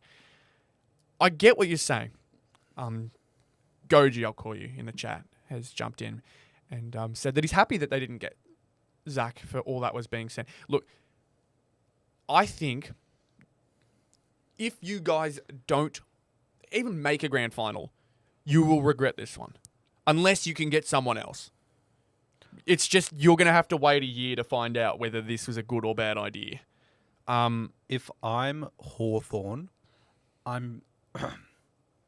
I understand the point of not going for Merrett in the end, and I wouldn't be surprised if they then trade 10 and 22 for a future first. Go, here's our 3 future firsts, obviously next year, for Zach Butters. Yeah, Goji They'd be has just all said in. Butters next year. Yeah. And I get, Yeah. I get what you're saying. But in my head, I'm thinking, It's just a if waste both of of if both of you guys had just, like, if someone on Essendon or Hawthorn's end budged, you both would have got what you wanted. You would have gotten Merrett as your team and a second round, I think it was, second or third. And realistically, while you didn't want to give up the farm, it's not like you're really desperate on rebuilding or getting in young talent. You've got a great list, and just adding Merrett on top of that would have been great. Henry Huswaite would have been the only player you lost, and Essendon should have taken that because 10 and 22 was great. Yeah. Future first rounder, great. Henry Huswaite can get some midfield time, great. Like, I don't know why no one budged on this. I have no idea. No- I have absolutely And no we've idea. gotten sidetracked by Essendon and Hawthorn again.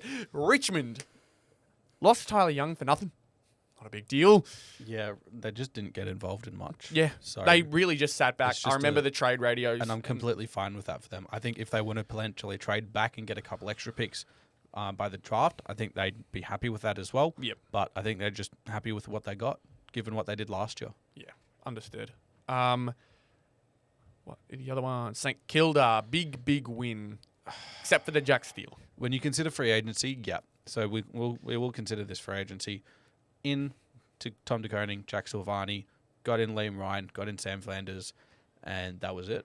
Mm-hmm. That's all they limited themselves Big to. thing is re-signing Naz. That I mean, I Re-signing- know it's not Yeah. involved with all this stuff, but that seems to have been a trickle effect for everything else. You kept Marshall. Yeah. What are you thinking about that? Yeah, I wasn't overly happy with it. I think of all the ones to leave, I would have rather Marshall leave than Steele leave. Very true. I agree with that. Steele, I think, has more of a valuable role to that St Kilda St Kilda team than Marshall does now. because Marshall is going to have that struggle of finding his place alongside TDK. Yeah. They look from the images we see of them, they seem to be pretty happy together. Yeah, So hopefully there's a bit of chemistry there that has them both understanding, all right, I can work on doing this. I can work with this scenario. I think Best case scenario that, or worst case scenario, Marshall does not fit at all. And he has to completely either take a step back or find a new role. Yeah, I agree. And I think it also provides some support if Max King continues to struggle. Yeah. So that's the one aspect. I think it's more positive than negative. Much more positive. Sydney, you got Charlie Curnow. Well done. The only team that made a major deal happen In the last half hour. Yeah. Well done. Well done indeed. I think both Sydney and Carlton kind of win that one. Yeah, so Sydney, get in Jai Sarong, get in Charlie Curnow, get in 2 second-round picks, get in the third-round pick. They really 2 third-round picks. The good thing is, with Sarong and Curnow, they fixed up, not completely, but fixed up a little bit of both their back and front end problems, which is something I always harped on. Their midfield rotation is fantastic, and they can move around with the forwards and the backs within the midfield. But they didn't have those key position players. Yeah. Curnow is a Coleman medalist, and Jai Sarong is learning that back role and has the opportunity in the Sydney squad. With Jai Sarong, you ensure up that Dane Rampy position, and then whether that's either... Where was I going? Either McDonald being that second backup, or it's McDonald and Rampy or whoever. It helps them be better defensively. Yep. And then you got Curnow forward of the ball, who's just a target that they need. And I think that's really important. Yep. So I think for Sydney, overall, you take it. Absolutely. West Coast.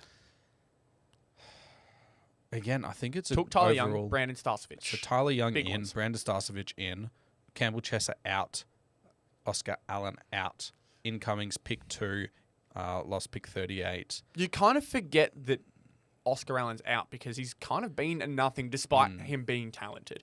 So despite them losing their captain, or their co-captain, it's still a win for me. I kind of agree. It's still a win. Because I understand that Oscar Allen, again, when you give someone the captain, you hope that they lead you to success. But realistically, if they're not providing any value for you, you may as well get them out, despite them having the C. It's more just like on trade radio, they're saying Archie will join Adelaide during preseason I or was something. just looking at that as well. But yeah, I think West Coast, overall, considering their scenario, they improved. That's a win. Yeah. Finally, the doggies. Butterick is in.